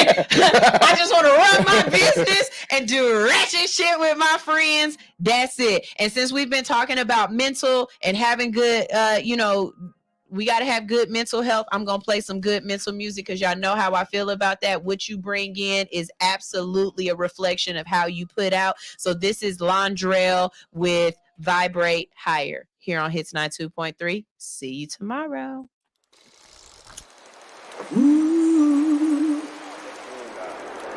I command all the fathers from all time immortal to be upon us in this moment. I salute the Father in you, the Father in you, the Father in you, the Father in you, the Father in you, the Father in you, Father in you. We exalt the Holy Father in us so we can align with the Holy Mother, and we can continue the creation.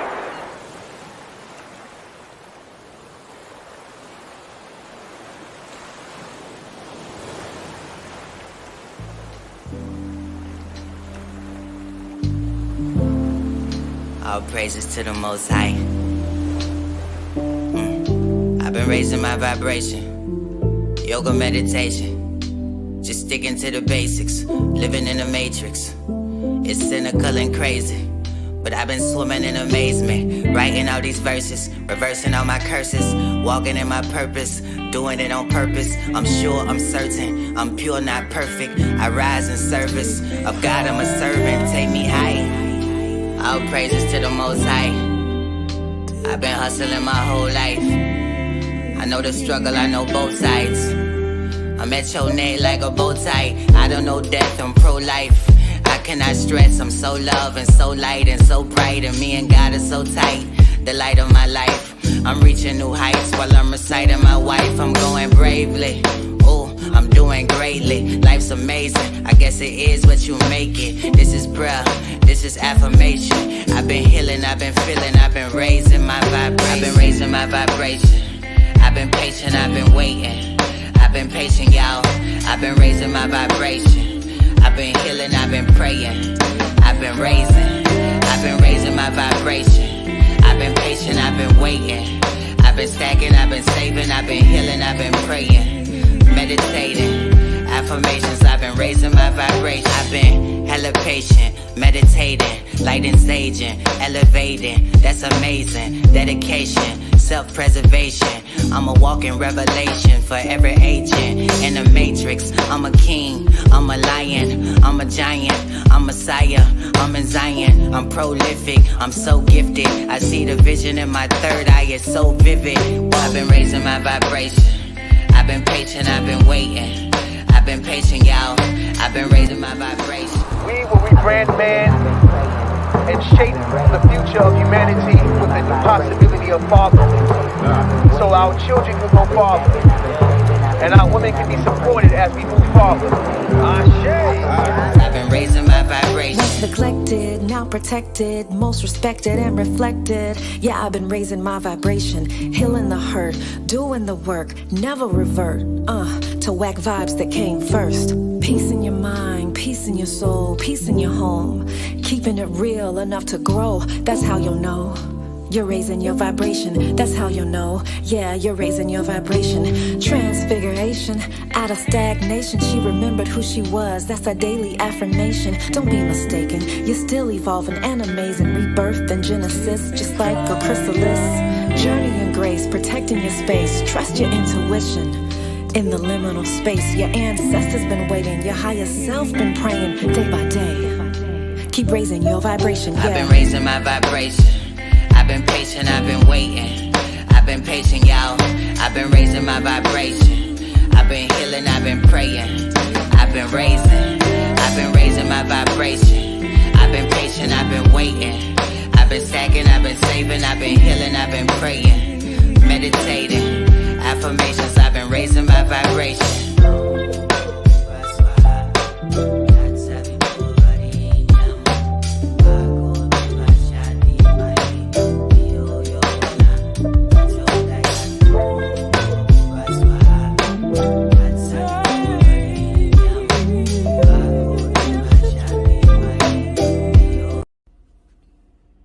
You are now tuned in to Hits 92.3 ATL, the real definition of internet radio. Download the app in the Google Play Store or the iTunes Store, and make sure you tune in each and every day to all of the dope shows that we have on this platform.